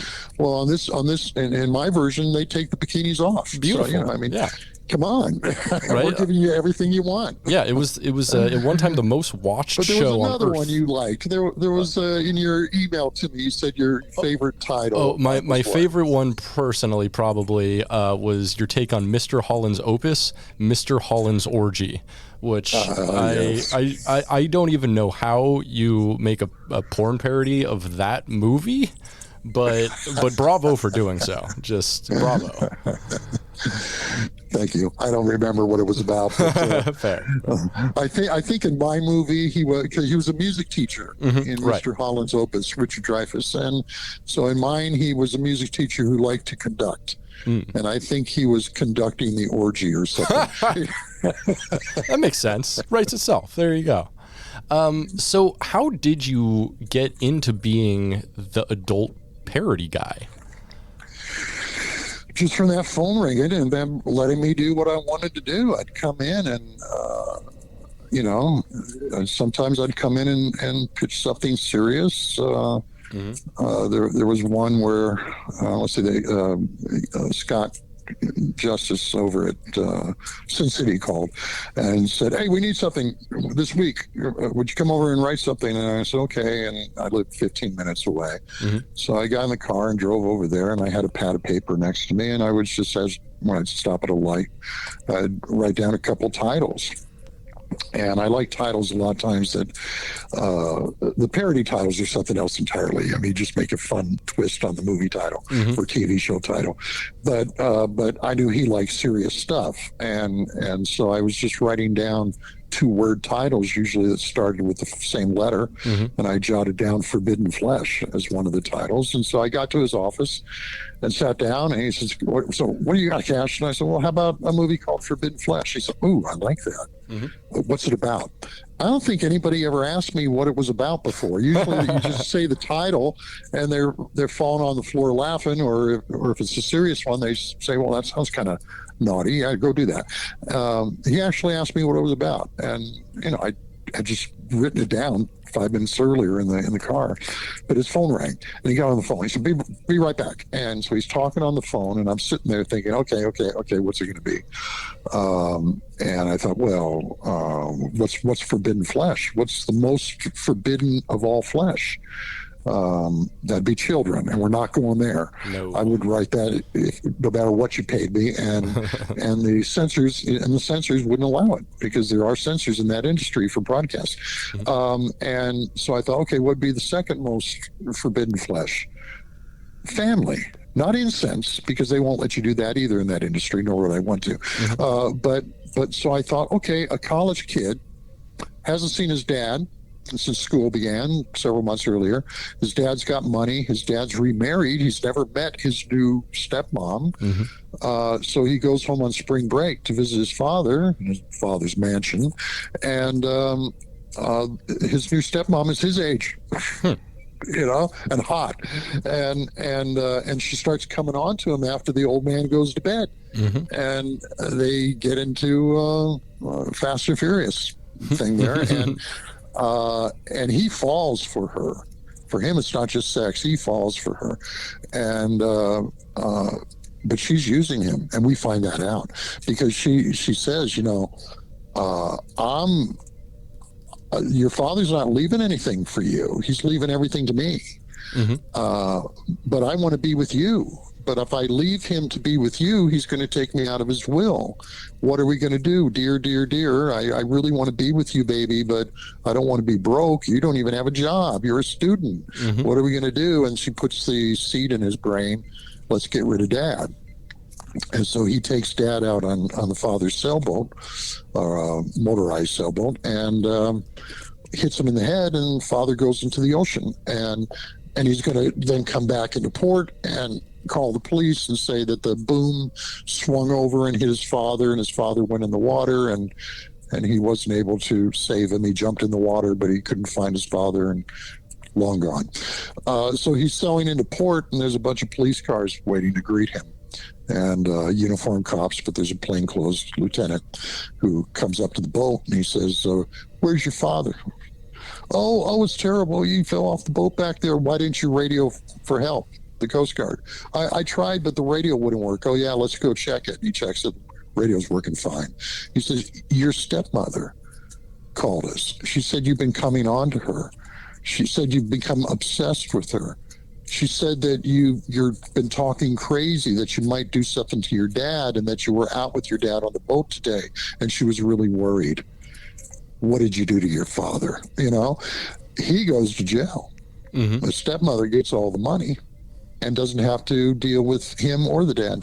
So that all popped in my head in the time that I just told it to you. And Scott hung up the phone. He said, "So what's Forbidden Flesh going to be about?" And I told him what I just told you, and he said, "Go home and write it."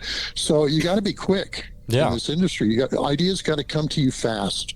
But same thing with porn parodies. I mean, I'd go see a movie, and I'd come out and say, well, that would be fun, like Gilligan's Island. But I grew up watching that show, and all of us young boys watching the show loved Ginger or Marianne or both. And I thought, well, they've been on this island now for how many years? And there's no women there except for Lovey and Ginger and Marianne. Do you really think a young boy going through adolescence like Gilligan's going to not get smitten by these women? And that the professors, I know he's an egghead, but he must certainly get a 7-year urge like Spock if Upon nothing far. else. Yeah, like my character in the Star Trek sex Trek movies was half Vulcan, half horny, and he had to have sex every 7 years. So certainly at some point the professor's going to want something. Even the skipper, he likes to eat, but so what? And Mr. Howell, even if his dick the works. women might get bored too, So I thought, let's do a parody on Gilligan's Island where Gilligan's out fishing in the lagoon and he catches a crate, which happened in every other episode, right? And he reels the crate in, and they all run and open it up, hoping it's food or transistor radios or who knows. And they open up the crate and it's sex toys. Amazing. And suddenly it's crazy time on Gilligan's Island. Some 3-hour tour. It's just. It's hard not to come up with these ideas, and I think we probably all get ideas like this. You hear people's jokes about things, and so I just was fortunate enough to where people were willing to pay me to sit home for a day and write it. and then when my wife said, "You're not making enough money as a writer," and one day Katina, who owned one of the companies, it's amazing how many women run these companies. Kelly Holland ran Penthouse. Katina, can't remember her last name, ran this other company, and so forth. Anyway, Katina called and said, "Cash, help me. That wonderful script you wrote for us, Breast Files, we're supposed to start shooting tomorrow, and the director got sick. Would you please come out and direct it?" And she says, "I know you know how to direct. I can tell from the way you write the scripts." And I said, "Yeah, I went to AFI, And she said, "Oh, that's American Film Institute." And she said, "Would you please come out?" And I said, "Hang on, Katina." And I looked over at my wife and I said, "It's Katina. She wants to know if I'll come out the next couple of days and direct Breast Files." And my wife looks at me and she says, "How much is she paying?" I said, "Katina, how much are you paying?" And she said she'll pay me this amount. And my wife says, "I get half, and I'm going shopping at Macy's." And I said, "All right, you have fun at Macy's. I'm going to go make a dirty movie." Amazing. So did you ever feel like working in the adult industry would compromise your reputation within the inner machinations of Star Trek, or just the general writing world in general? Not initially, because back then, before the internet, your resume was just what you wanted to put on it. I mean, they could check it out and make sure that you actually did these things. But if you didn't want something on your resume, you just didn't put it on the resume. So I had a Cash Markman resume, I had a Marc Cushman resume, and so forth. I remember I went into a pitch meeting at Next Gen once to Mike Pillar after Gene retired. He got sick and he had to kind of hand over the reins to Rick Berman, and Rick had Mike Pillar start producing. So I went in to pitch to Mike Pillar, and I pitched, what was the one I pitched to him? It was Cupid. Q-PED, Cupid, or PID, which got made, but they really changed it. It was barely my story, but it was my title. Anyway, so I went in and pitched to him, and before we even did the pitch, and by the way, Cupid was about the character Q, who falls in love with, I think, Deanna Troi, or maybe it was somebody else on the crew, a mortal woman. So he always looks down on humans, but he falls in love with one. I don't know if that's how it was realized. They may have changed that. Yeah, that's where the that's idea about came right. from. And then Q turns Picard into Robin Hood, if I remember correctly. Of course. Yeah. Not in my story, he didn't. Not for Robin anyway, Hood, for sure. Yeah. Yeah, my story would have been for Robin Hood, I think. But what were we talking about? We were talking about the industry. Oh, if your reputation was going to get compromised. Yeah, so Mike said to me at the beginning, during the schmoozing session, before you start pitching, he said, "So, Mark, what have you been up to?" And I said, "Well, I just did a sci-fi thing. That Elliot Gould's in, and that's kind of cool." And he said, "Oh, have you done any porn?" Interesting question. they do about the sex Trek movies. There were probably copies of them being passed around the office, and And I looked at him and I said, me? Marc Cushman do porn? I don't think so, because Marc Cushman didn't do porn. No, it's Cushman. And he kind of gave him a wink, and he smiled. And I think he was fishing for an invitation to the set, but I didn't feel comfortable getting into that conversation with him because my agent would have strangled me too. So you have to just if they know, they know. If they don't know, you're not the one to tell them. Mm-hmm. Later on, I worked for a producer named Jim Leonard, who did The Closure and a couple other CBS series, and he created a series called Skin, which was done at Warner Brothers for Fox, and it was on Monday nights. Didn't last long because they scheduled it opposite Monday Night Football, but it was supposed to be the big hit of the season, and it was on the adult movie industry. And so Jim was staffing up, and a wonderful woman I used to write TV scripts with called Melody Fox told him, I wouldn't have told him, but she told him. She said, Mark works in that industry too, under the name of Cash Markman. And he said, really? And so he said, Mark, is this true? And I said, yes. And he says, I want you to come work on every episode as my technical consultant and all that. And it was like, oh, okay. So I'd go down to Warner Brothers every week and look at the script that they were developing and give them notes and tell them what was real and what wasn't, and what seemed silly and what didn't, and all that. So in some ways, I got work out of it, but in other ways, I'm sure there's many people who stopped hiring me once the resumes got merged online. Mm-hmm. But I just did 3 scripts for Beyond Belief Fact or Fiction, which I first wrote for back in the early 2000s. Mm-hmm. It was on for a few years on Fox, and now it's coming back into the syndicated market, I think next season. So I just did 3 scripts for them. So I still get work, it's nice. But I'm sure there's people who can hire me. I used to work for a bunch of children's shows. I don't think they would hire me, but that's fine. I don't want to do any more children's shows. Fair. So, it looks like Pat is joining us now. Welcome, Pat. Hello, Pat. So, next question. Around 2013, you seem to stop working in the adult industry. What brought on that decision? So, as the industry progressed or degressed, mm-hmm. you didn't need the big scripts anymore. Mm-hmm. Anything goes now. So now they were saying we only need a 12-page script. And so it's a very flimsy story. There's not a lot of room for jokes. There's not a lot of room for story mm-hmm. or character. There's not really room for anything other than knock, knock, pizza man.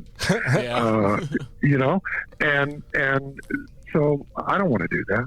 So as these scripts started getting down in size, I just lost interest in doing it. Plus the titles. I came up with good titles, and now they'd say, okay, we need a movie called Horny, Sassy Stewardesses Who Like to Get Spanked. I said, that's your title? That's not great. That's too much information. And which they want, because they say it's all these words that will come up on a Google search. Oh, yeah. Oh, right. So whatever your fetish is, if you type in lesbians getting spanked, it'll take you to that movie if those words are in the movie's title. Mm-hmm. And so I wasn't able to come up with the fun titles. I wasn't able to write the fun stories. I wasn't able to do any of the things that I enjoy doing. Mm-hmm. So I said goodbye. If you ever come back around to where you want good material, give me a call. I've got plenty of other jobs I can be doing, including the books. Absolutely. So let's talk about the books. So aside from doing books on Star Trek, you've also done books on Lost in Space and Voyage to the Bottom of the Sea. Why don't you tell us about how you got into those things?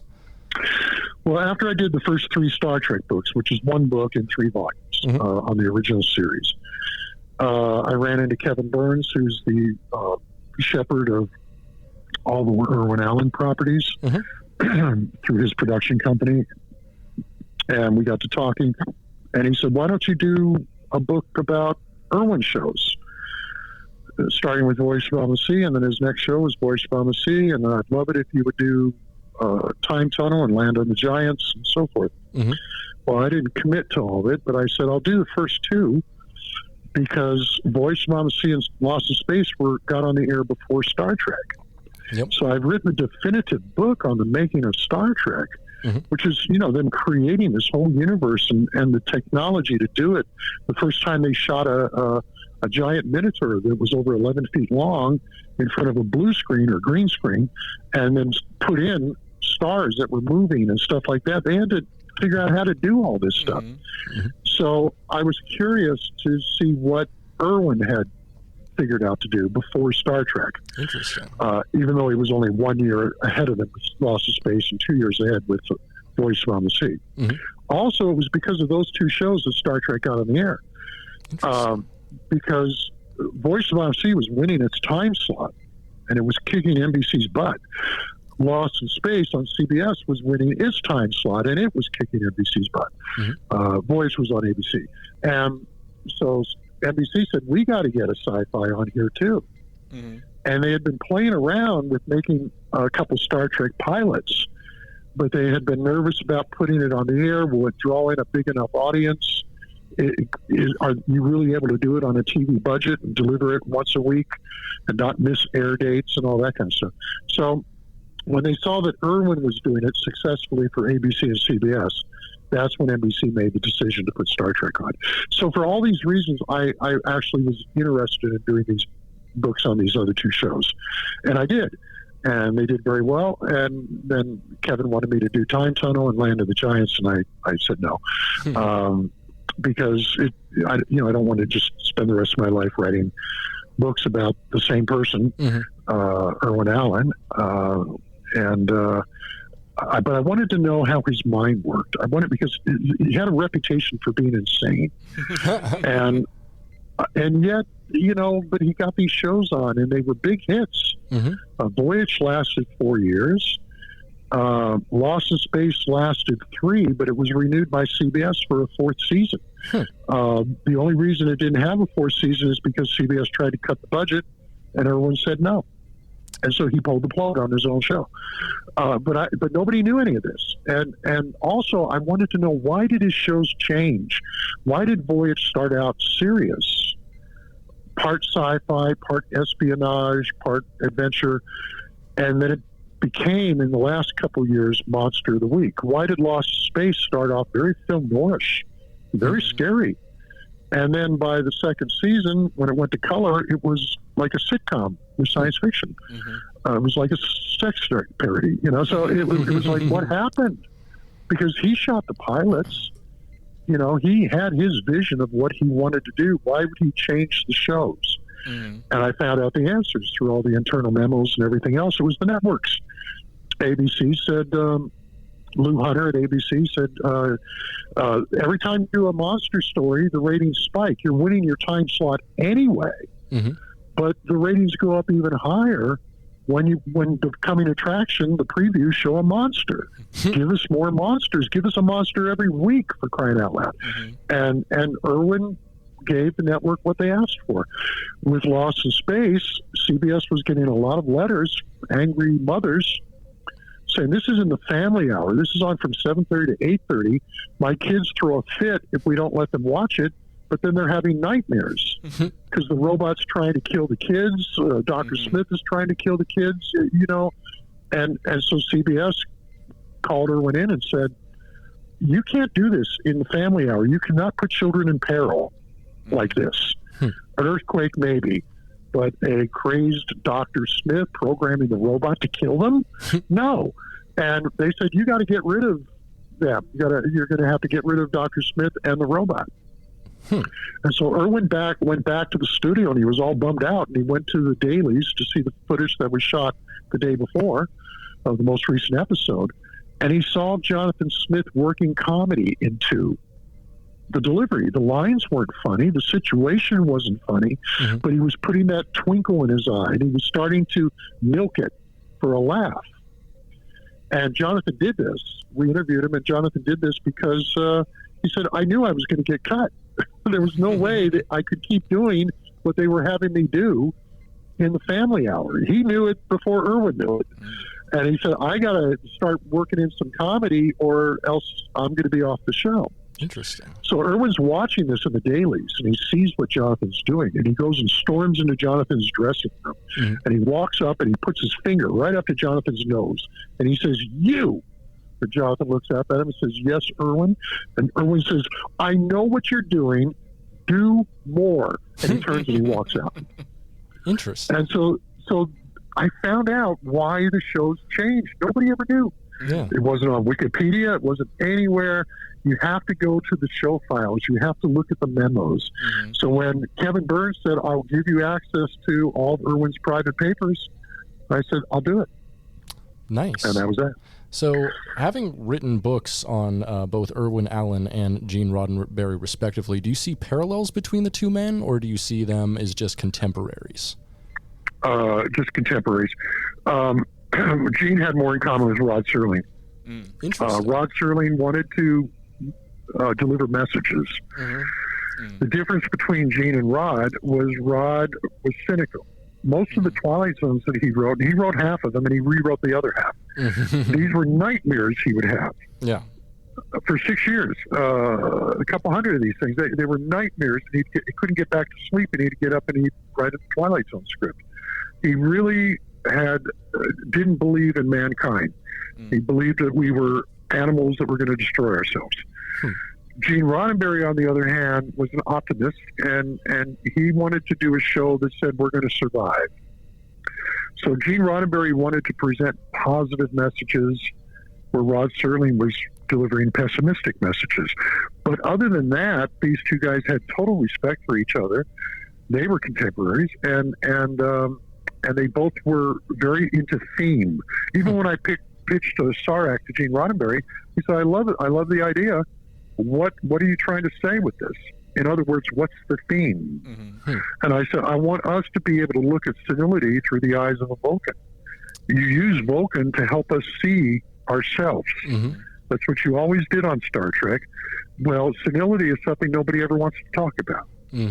So we could examine senility by seeing Sarek go through it." And he said, "Done, go do it." Yeah. So he was very much into story. So what's the difference between them and Irwin Allen? Irwin Allen was in entertainment. He went to the Saturday matinees when he was a kid, the cliffhangers, and would sit in the theater all day watching the double feature plus a couple shorts and everything else. And he was a poor kid living in the Bronx. And so he imagined being able to go to the places and do the things that these people were doing. He saw life as an Indiana Jones movie. You know, big boulders coming down the hill and you're running from them so you don't get crushed. That was his idea of entertainment, and that's what he wanted to present on his shows. He didn't care about, he was one of those guys who would say, back then when we had Western Union, maybe we still do, he would say, "If you want to send a message, call Western Union." You know, if you want to write a script for me, think popcorn. So he wanted it to be action, adventure, fun, exciting, scary. He didn't care about delivering a message. Interesting. But the networks were the ones who got him to switch away from serious stories that didn't have much of a message, but they were still serious, to things that were more geared for the kids, because they didn't want to get in trouble for airing scary stuff during family hour. Wild. Do you, I'm guessing then you don't see a lot of parallels between Lost in Space and Star Trek as contemporaries. More so between Voyage to Obama Sea and Star Trek, because Voyage to Obama Sea, you had a bridge, right? You had a captain, you had a first officer. It was a combination of scientific adventure stories and science fiction, more so science fiction in the later color episodes, but exploration type stories. So it was exploring inner space, and Star Trek was exploring outer space. And Gene watched Voyage to Obama Sea. He didn't like Lost in Space because he felt the stories were too juvenile, even before it got silly. Because Gene went to NASA and would have them at JPL read every script to tell him what was possible. And he would say to them, "I'm not asking that the stuff in my scripts be plausible, just that it be possible." that 200 years from now, we could be doing this. And so he had scientists reading his scripts. Irwin didn't. So Gene didn't like Lost in Space because there were things that were scientifically wrong in the show. And then later, after it became silly, he really didn't like the comedy episodes. That's why Gene Coon left the show, because Gene was not happy with episodes like I, Mud and The Trouble with Tribbles. And he said, I don't want us being like Lost in Space, which at that point had been doing the comedy episodes. So they had a falling out. And that's why Gene Coon left the show. But all this is in the books as well, and with the memos and everything. So, but Irwin wanted to make serious stuff. He just wanted it to be action, adventure, and didn't want to bog it down with scientific accuracy. So that was the difference between these two. But Voyage Beyond the Sea was kind of a dry run for Star Trek. And it proved to the networks you could get a big enough audience, and you could do this on a budget and schedule of a TV show. And it really was, the Seaview was the Enterprise underwater, if you think about it in that respect. So Gene got a lot of stuff. That naturally, he based Star Trek on Forbidden Planet movie, which could have been an episode of Star Trek if you watch it. And if I'm not mistaken, you wrote a porn parody of that, Anal Planet, I believe. I think I did. Somebody did an article recently, and I wrote to them. It was an article on Lucille Ball, being the supporter of Star Trek, which I revealed all this information in my books. Now everybody talks about it. It all came from me. Oh, really? You're that guy. From the memos. Nobody ever talked about Lucy having anything to do with Star Trek until my first These Are the Voyage books came out. And you got the memos in there, and you see her standing up to the board of directors, and they're saying, don't do this show. Don't do the pilot. And she did the pilot. It was the most expensive pilot ever made. And NBC said, well, we can't take that. It's too cerebral, but we'll order another pilot. And her board of directors said, no. The first one almost killed us. You're going to do another pilot, but she did. And then NBC orders 16 episodes of the first year, which was 29, but they ordered the first half. And the board of directors again tried to talk Lucy out of going forward with the project. They said, this will bankrupt Desilu. And it did. And that's why halfway through the second season, she had to sell Desilu to Paramount Pictures. And Paramount came in and immediately cut the budget of Star Trek. Where Bob Justman says in one of his memos, we're trying to do half a science fiction movie every week on the budget of a radio show. That's why the first two seasons are better than the third, because they didn't have as much money, and their shooting schedule was cut from 7 days to 5. So it's not going to be as good. But there's a lot of great episodes in the third season.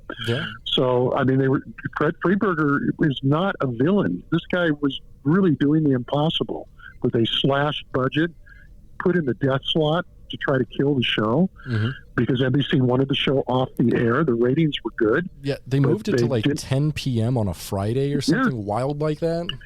They were fighting with Gene over the... boy, we got away from your question. I don't even remember what your question was. I don't either. So they were, hey, we go where we go. They were fighting with Gene over almost every episode because he was doing stories that the network wasn't comfortable doing on an entertainment show in prime time. Shows about religion, shows about overpopulation, shows about sexism, shows about Vietnam. Brain transplant, whatever. They were constantly fighting him, and they got tired of it. Well, for 50 years, everybody was saying Star Trek bombed on NBC. Really? Then why did it last 3 years? And 79 episodes. But that's all you ever heard. Nobody ever bothered to verify that story, which was started by NBC when they canceled it. It's underperforming. We may not renew it. It's iffy. It's underperforming. So we license the Nielsen ratings for every single episode, and we publish them by These Are the Voyage books. It's there. I still see people debating this on the internet. And it's like, hey, get the damn books. Those are licensed from AC Nielsen, every single episode. you know, and the first episode, The Man Trap, had an audience share of 47%. That's insane. That's like MASH 47% numbers. of the TVs in America were tuned into Star Trek. You know?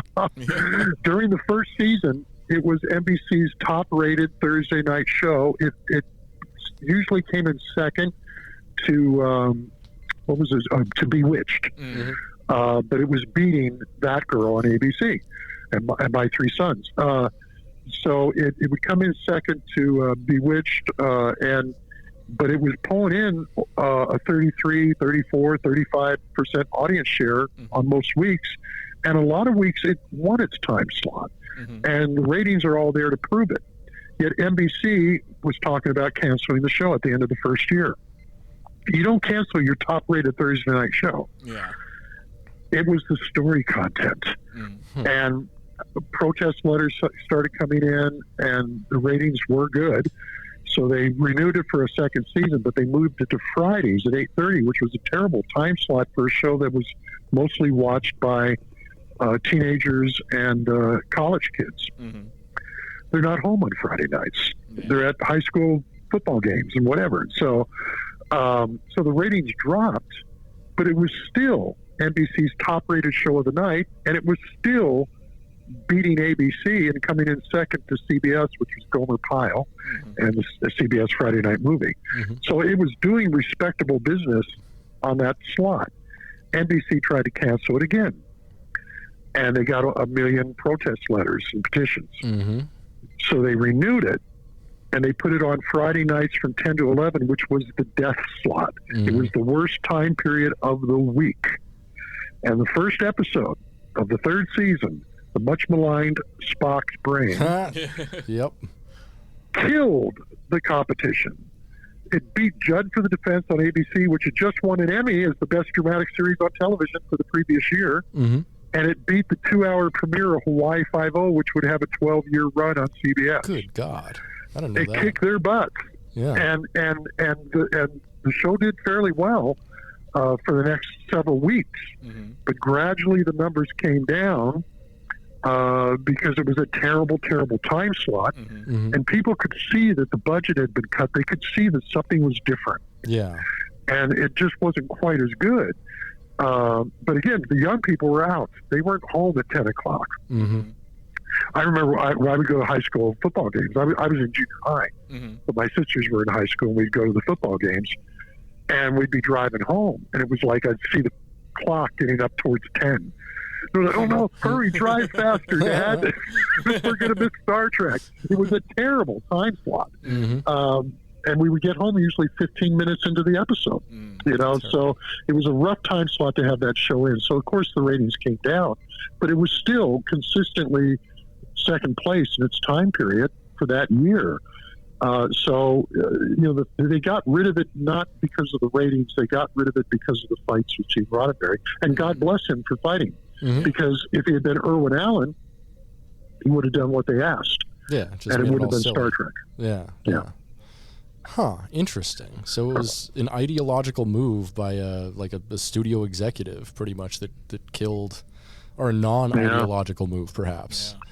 Well, circling back around to Lucy, so she believed in the show. Herb Solow did a knife job on her when he published his memoir with Bob Justman, and Bob told me he was really unhappy because Herb was making claims in his book that Lucy didn't know what Star Trek was about. She thought it was going to be a show about USO tours traveling the Pacific.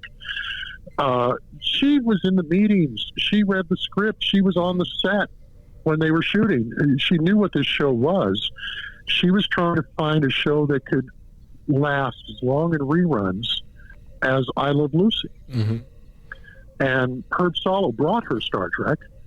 He got the proposal from Gene Roddenberry, and he brought it to her, and she liked it. And so when the board of directors was trying to say, let's not do it, it's going to kill us, we're not a big enough studio with deep enough pockets, she went ahead anyway, because she said, this show's going to rerun for years. And she was right. She was completely 30 years from now, you turn on your TV, you're going to see I Love Lucy, and you're going to see Star Trek. And she was right, 100%. Yeah. But the board of directors was right, too. They did not have the funding to survive. If your audience doesn't know, the networks only put up half the money. So if the episode's costing $200,000, the network puts up $100,000, and that's what it was back then. Okay, now it's like $4 million, but back then it was $100,000, and the studio would put up the other 100. So you're doing 29 episodes a season back then. So what's 29 times 100,000? That's the deficit financing, right? And a second year, you're going into further deficit financing. You're not going to recoup your deficit financing until you get into syndication. Right. And if it had been a bigger studio, Desert Blue was a busy studio. Andy Griffith Show, Dick Van Dyke Show, Danny Thomas Show, Gomer Pyle, on and on. But those were cheap half-hour sitcoms. To do something as ambitious as Star Trek was a big gamble, and they just didn't have the funding to last for 5 years, and that's what they wanted is 5 years. When they came up with the 5-year mission, both Gene and John D.F. Black told me this, and they wrote the opening, Space: The Final Frontier, together. They picked 5 years because they were hoping for 5 years on the network. To have a really solid syndication package. And they cut short after 3, but fortunately you made more episodes back then, so they still got 80 episodes if you count the pilot, and so it feels like it was on for more than 3 years. Yeah. I mean, now we make, 12 episodes a season? So 10 of Star Trek now, yeah. Yeah, that's so you got to be on for 8 years to do what the original Star Trek did in 3. Right, and no Star Trek now is going to go 8 years. Like, they'll be lucky to go 5. Yeah, I think even Discovery's ending. That's on its fifth season. Yep, correct. Yeah, so that's fine. Yeah, most streaming shows usually have a lifespan of about 3 years, but they're only making 30, 40 episodes in that amount of time. Yeah. So you're not going to have what the original Star Trek has. I mean, the one that's got the most episodes is Next Generation. Yeah. The fact, like TOS, like the original series, is continued has such a impact, cultural impact still, just instantly recognizable. Yeah, and I think in large part that is because of the messaging. You have great moral tales. Of course, you do have your Trouble with Tribbles and your silly kind of frivolous episodes, but all those themes still hold true. And Gene Roddenberry did have a vision of the future that is still prescient in a lot of ways. But even Trouble with Tribbles, I mean, David Gerald told me that he wrote it, and he told me that he wanted to write about overpopulation. Interesting. Okay. And he was trying to make a statement about population control. Overbreeding. The more you feed them, the more they breed. What are we going to do? But NBC wasn't going to let you make that statement overtly, so he made it with the Tribbles. So even the ones that feel fluffy have a strong message to them. I always kind of read it as invasive species. How you get in certain animals introduced into different areas and they overpopulate. Oh yeah, no natural predators. Yeah, I can see that too. But that's an overpopulation of a species still. Yeah. They're in the safe environment of the Enterprise. They don't have any predators, and so they just keep breeding. So it was making some interesting statements while getting laughs at the same time. Yeah. Although in the follow-up episode to Trouble with Tribbles on the animated series, which I think was written by the same fella, he does introduce a natural predator to the Tribbles that ends up eating all of them. Yeah.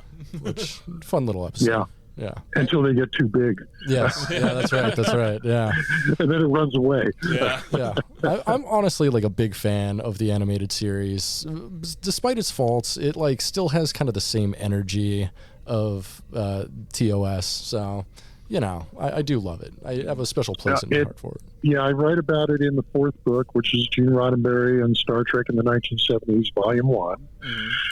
And we also write about his pilots from that period, which were very Star Trek-y in many ways, because he was being asked to create another Star Trek. Mm-hmm. So with Genesis 2 and everything else, he was bringing a lot of the Star Trek terminology and even cast members over, because that's what the networks were asking him to do. Mm-hmm. And the second one covers the next couple pilots and the aborted Phase 2 series, which segues beautifully into Volume 3, because the premiere episode of Phase 2 in Thy Image was the script that they ended up using for Star Trek the Motion Picture.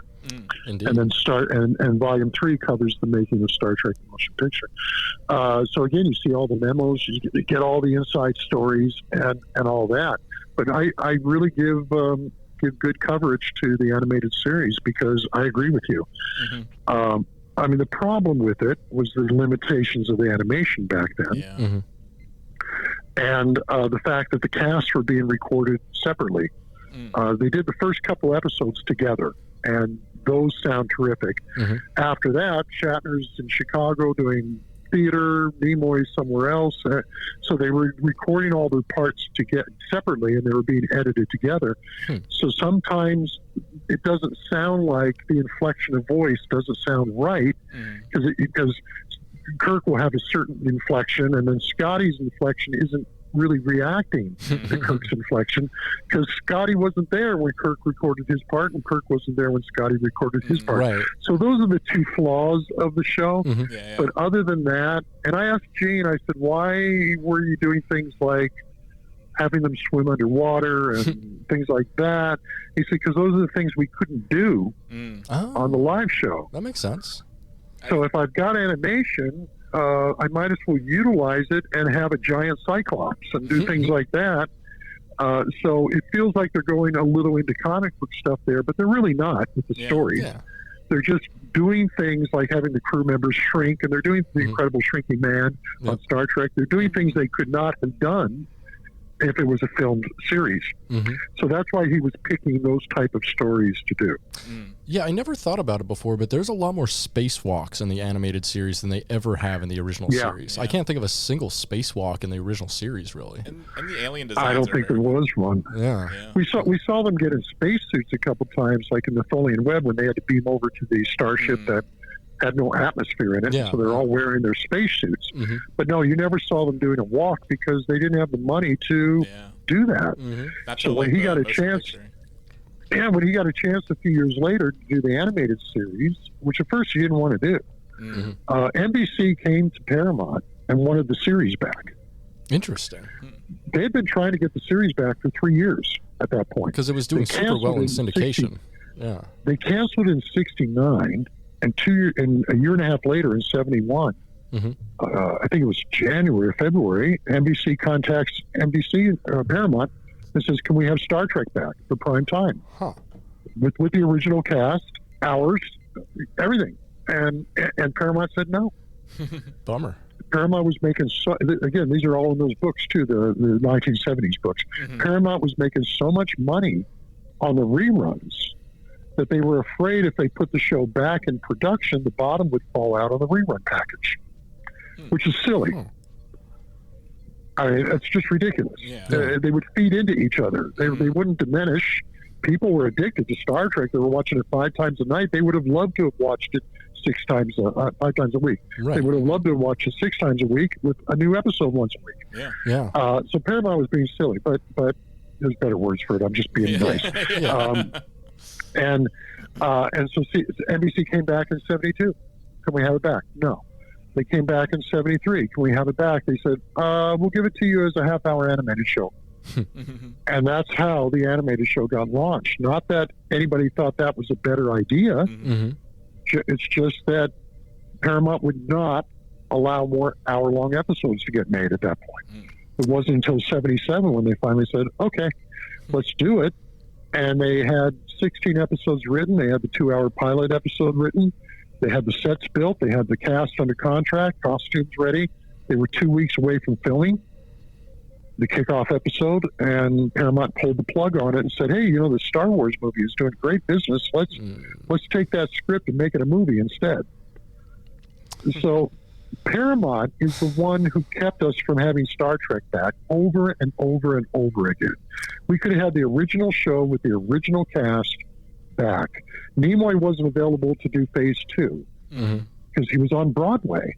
Everybody thought he was rejecting Star Trek and rejecting Spock because he did that book, I Am Not Spock. But he was willing to do the show. He had a scheduling conflict, and I interviewed him about all this too. And he said, I will appear in some episodes if you want me to, but I can't commit to doing the show because you want to start shooting in April, and I'm on stage in Broadway through September. You know, so there was no way he could do it. So he was the only one who was not going to be coming back, although he would appear in a couple episodes. And I've got all 16 of those scripts that were written, and the 2-hour in by image, and it would have been a really wonderful thing to have had back. Instead, we had to wait 2 to 3 years for each movie. You know, so it's and I just don't think Next Generation's as good, although the Borg episodes are pretty good. But there's no conflict between the characters. They all like each other, and that's not good drama. Shakespeare could not have written a good Next Generation. They got some good episodes done, but it was a difficult show to write for. All the writers felt that way. All the writers grew up on the original, and the feeling around Next Generation was, how can you write good, compelling drama if none of the recurring characters have any conflict with each other? They all like each other. You need that Spock McCoy bickering going on. And you need that swaggering Kirk. When McCoy comes onto the bridge and says, Jim, you shouldn't be doing this, and he says, you know, not on my bridge, Doctor. You know, get off my bridge. You would never see Picard snap at anybody that way. He doesn't have that swag. Definitely not. No, and that's what makes compelling drama. So Star Trek Next Generation was pretty, and it has some great intellectual sci-fi concepts, but a lot of times it was talking heads, and you know, you never saw Picard get into a fist fight with a lizard creature. I'm sorry, it's just not as good. And so I would say to anybody listening that, well, but it's older show and the effects aren't that good compared to CGI. These effects were done the old-fashioned way with a 12-foot Minotaur. I mean, it feels real when it goes by the camera. If you're watching the originals and not the CGI versions, you can touch it. Yeah, I'm one of the few people that believes that Star Trek the Motion Picture has the best special effects out of any Star Trek film and any Star Trek property in general. I agree. Like Phil Tippett's work on there, incredible. And what's his face, who also did 2001: A Space Odyssey. Doug Trumbull or something, I think. Yes. Yeah. He's also incredible work on there. Yeah, it all looks incredible. And it holds up. And Gene got a bad rap over that movie. They took the franchise away from him after Star Trek: The Motion Picture because the reviews were mixed, and this folklore again that it was trashed by the critics. Not true. It was trashed by some of the critics. The majority of the critics thought it was great. They were comparing it to 2001: A Space Odyssey, as it should be. I published the reviews in the book in Volume 3 of the 70s series, and samplings of over 100 reviews from renowned critics and newspapers and everything. And for every bad review, there's 2 or 3 good ones. So again, it's folklore. You know, that's my mission with these books, is to get the truth out there. It went over budget, and they blamed Roddenberry had nothing to do with that. They were the ones who brought in Robert Weiss. They were the ones who Robert Weiss decided they had to rebuild the ship because they didn't want to use the ship they had built for Phase 2, which looked too much like the original Enterprise, so we have to rebuild it. I want all new costumes. You're using costumes that look too much like the original show. I want unisex costumes. I want all this stuff. He added so much to the budget. Then Paramount hired a special effects house that totally dropped the ball, and they wasted $4 million on effects that they never used. Then they brought in the guy you just mentioned, John Doug Trumbull. Doug Trumbull. They brought him in, and he had to redo everything, and they opened the film with wet prints because they barely got everything done in time. They didn't get to have a sneak preview, which they would have tightened the editing if they had. They didn't have time, and so it was Paramount that screwed everything up as usual. You can tell if anybody at Paramount's listening, I'll never work for Paramount again. But they kept us from getting the original show back. They damaged the first movie, and on and on. Then they took the franchise away from Star Trek. And if I ever write another one of these books, I've got the memos already for Wrath of Khan and so forth. And you see Gene fighting with. Who's the guy? Harv Bennett, who took over. Yeah, Harv Bennett. You see him fighting with them to try to keep it Star Trek. Yeah. He did not want Spock to get killed. Yeah. He fought on that, and he did not want the Enterprise to get blown up in Star Trek 3. He fought against that, but he had no power. He was an advisor at this point, and they weren't doing anything he said. He was the creator, and yet he had no say in the making of those movies. Wrath of Khan's a great movie. Yeah, Voyage Home is a great movie. But love Voyage Home. But they weren't listening to Gene anymore. So those are the stories you can read about. But anyway, Next Generation, at that point, Gene told me that he said, if we're going to survive, and this is 100 years after the first Star Trek, if we're going to survive 300 years in the future, mankind has to get over their petty differences. Absolutely. The day I pitched Sarek, that was not the first pitch I was going to make. It was like in my back pocket. And I walked in, I said, I got a story I worked out that's about greed. We don't have greed anymore.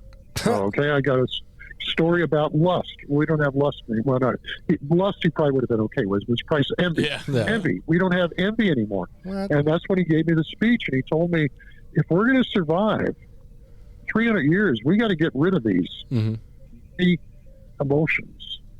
Lust is okay, but all the others, no. And do you have anything else? And I said, well, what about a story about a Vulcan going through senility?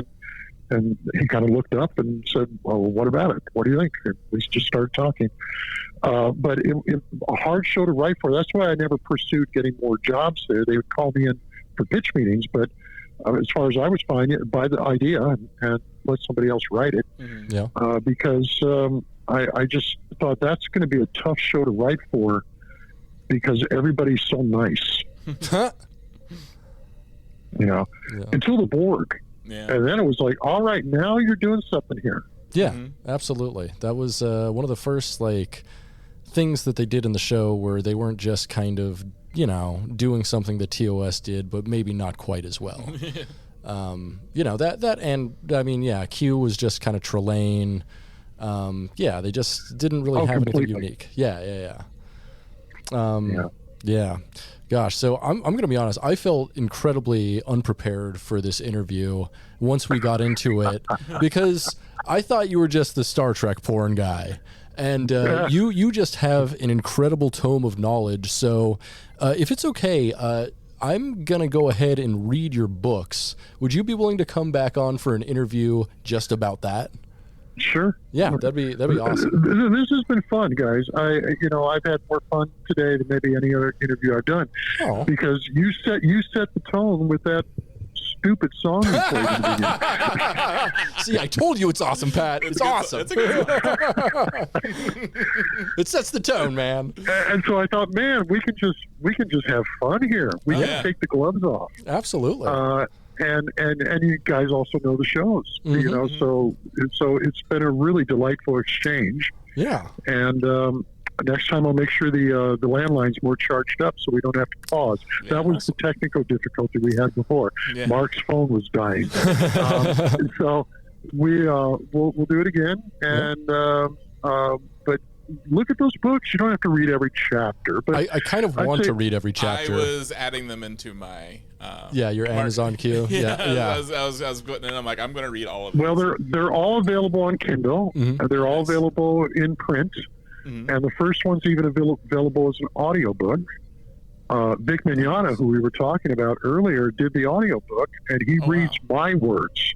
Nice. So he reads everything I write in the book, but for all the people I interviewed and all the memos that are in there, we had other people read those parts. And so we had Dorothy Fontana come out and recreate her quotes and read her memos. That's amazing. And John D.F. Black and so forth. Leonard Nimoy was going to come out, but he got sick. Oh. So we had his son, Adam Nimoy, come out and do all of Leonard's quotes.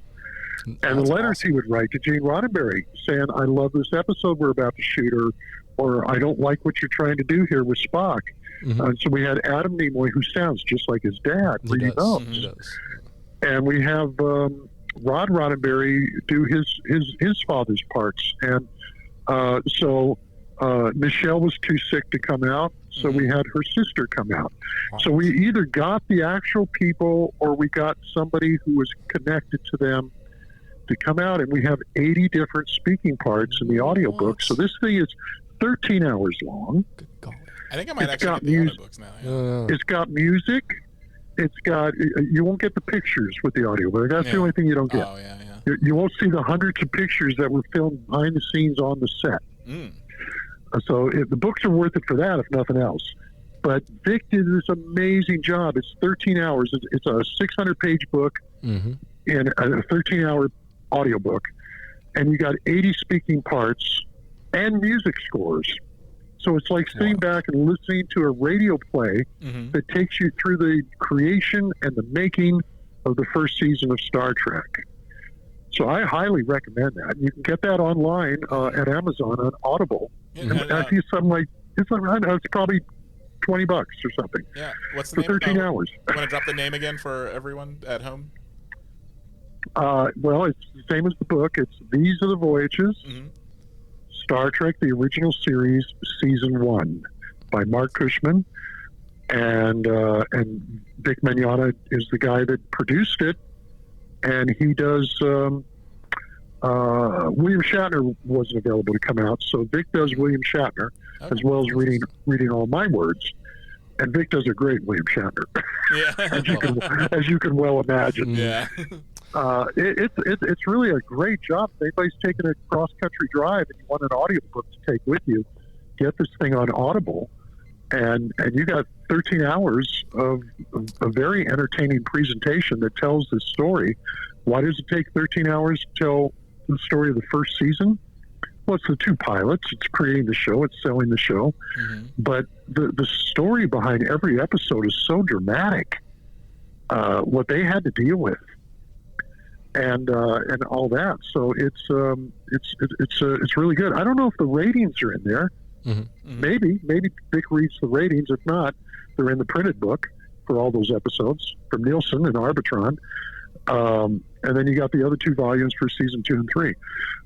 So check those out. If you want to read about the animated show, then go ahead and get Gene Roddenberry and Star Trek in the 1970s and read on.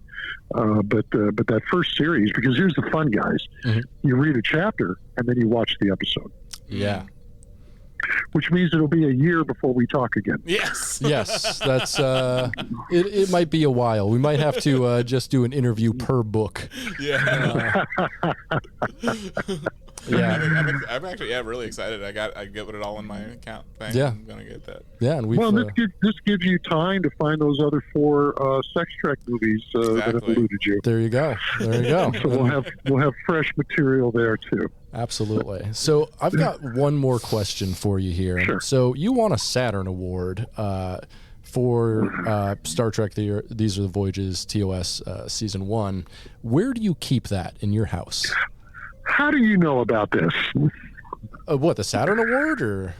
You know where it is? No. I was just generally wondering because whenever anyone wins an award, like especially a prestigious award, I'm like, I wonder if they put it in their bathroom. Like, that's where it is. There you go. I love it. It's behind the toilet. So when you're standing there taking a whiz, you can look at my awards. There's a Saturn Award. There's an AVN Award. There's about 4 awards up there on a shelf. Oh wow! And as you're taking a leak, you can you can look at these awards. I love that. I love that. I Just had as I an empty hoped. shelf there. What are you going to put on a shelf behind the toilet? Toilet paper? No. It was the perfect height. These things fit, and you put them anywhere else in the house, it looks like you're showing off. Oh yeah. You put them there, it looks like you got some humor about yourself. Yeah. Mm-hmm. And by the way, oh, I didn't know. Yeah. by the way, take a look at the Saturn Award. Mhm. Google it. Well, there's a picture of me holding it, but look at any Saturn Award, and it's the most phallic shaped of all these awards. The one from the X-Rated Critics Association is really classy looking. Mhm. The one from ABN is really classy looking. The one from Saturn Award, no offense, Saturn Award, but I'm just saying, it looks like, you know what? Looks like a dong. At least it does to me. Yeah. But Does I it was that? very honored. I was honored to get it. They're really nice people down there. And I was surprised because they usually only give awards to TV shows and movies and so forth. And the fact that they gave me a special achievement award for those first 3 books was like, well, man, that's so cool. Yeah. And so I think the world of them. And I'm sorry, guys, that I said it looked like what I think it looks like. No, that's all we want on this podcast. That's all we talk about when you're not here. That's perfect. I've never said that anywhere else, nor will I. Yeah. But I figured you guys have probably said it anyway. So there you go. Absolutely. Well, Patrick, Britton, it's been a delight. And, Yeah. Great if you want having to do you. it again someday, you just let me know. Absolutely. Yeah, you've been great. Yeah, honestly. you've been a wonderful guest. Thank you so much. All right. Is there a song? Are you going to go out on a song too? Yeah, we do have a closing song, but before that, do you have anything, any upcoming projects or current projects that you'd like to tell us about or plug? Well, I just did these Beyond Belief scripts, and I don't know when it's going to start airing in the United States, but one of them, 911 is the name of the episode, and it's really good. I just got an email from the producer the other day that said this is the best one of the season. Really gripping, spooky thing. So hopefully, the show's already airing in Europe. Oh wow! I don't know what the delay is here. Maybe they're just trying to get enough episodes banked before they go to the networks, or maybe they're going to syndicate it. So it's already on the air in Europe, but it not yet here. So those are kind of cool. And of course, I'm working on a couple more books, but I never talk about a book until it's done. Fair. Because I have a bad tendency of getting halfway into a book and losing interest.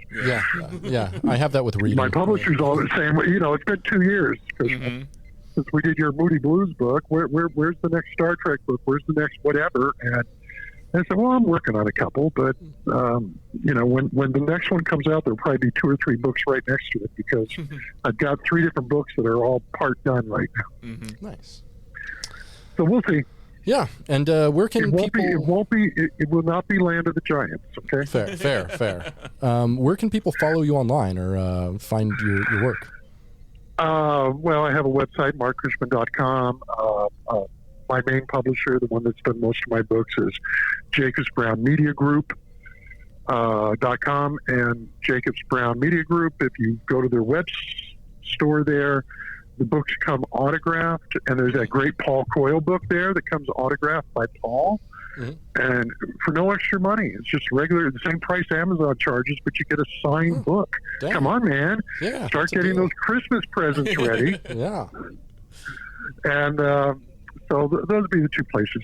Nice. Okay. Well, I think that's a great place for us to leave it. Yeah. Thanks for hanging with us, Soyagers, and thank you so much, Marc Cushman, for joining us for such a wonderful interview. Yeah.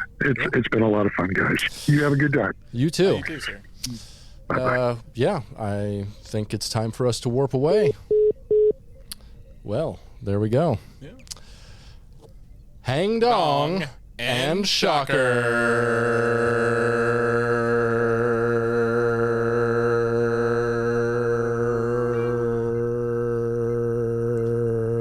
I got the wrong song. There we go.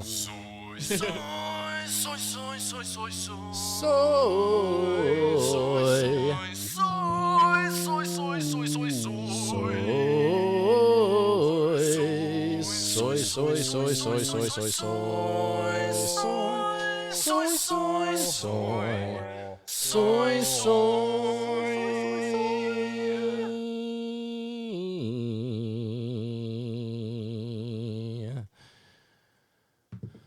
Pat had to hurry off to take a piss. I'm just going to keep on recording until he comes back. Pat is taking a piss. Big yellow piss. Hey, Pat, you should drink some more water. Your piss is way too yellow. Pat, you're dehydrated. I think you should okay, I'm not doing this song anymore. This sucks. This really sucks. Fucking sucks, man. Fucking sucks, my song. I'm so stupid. I'm so fucking stupid.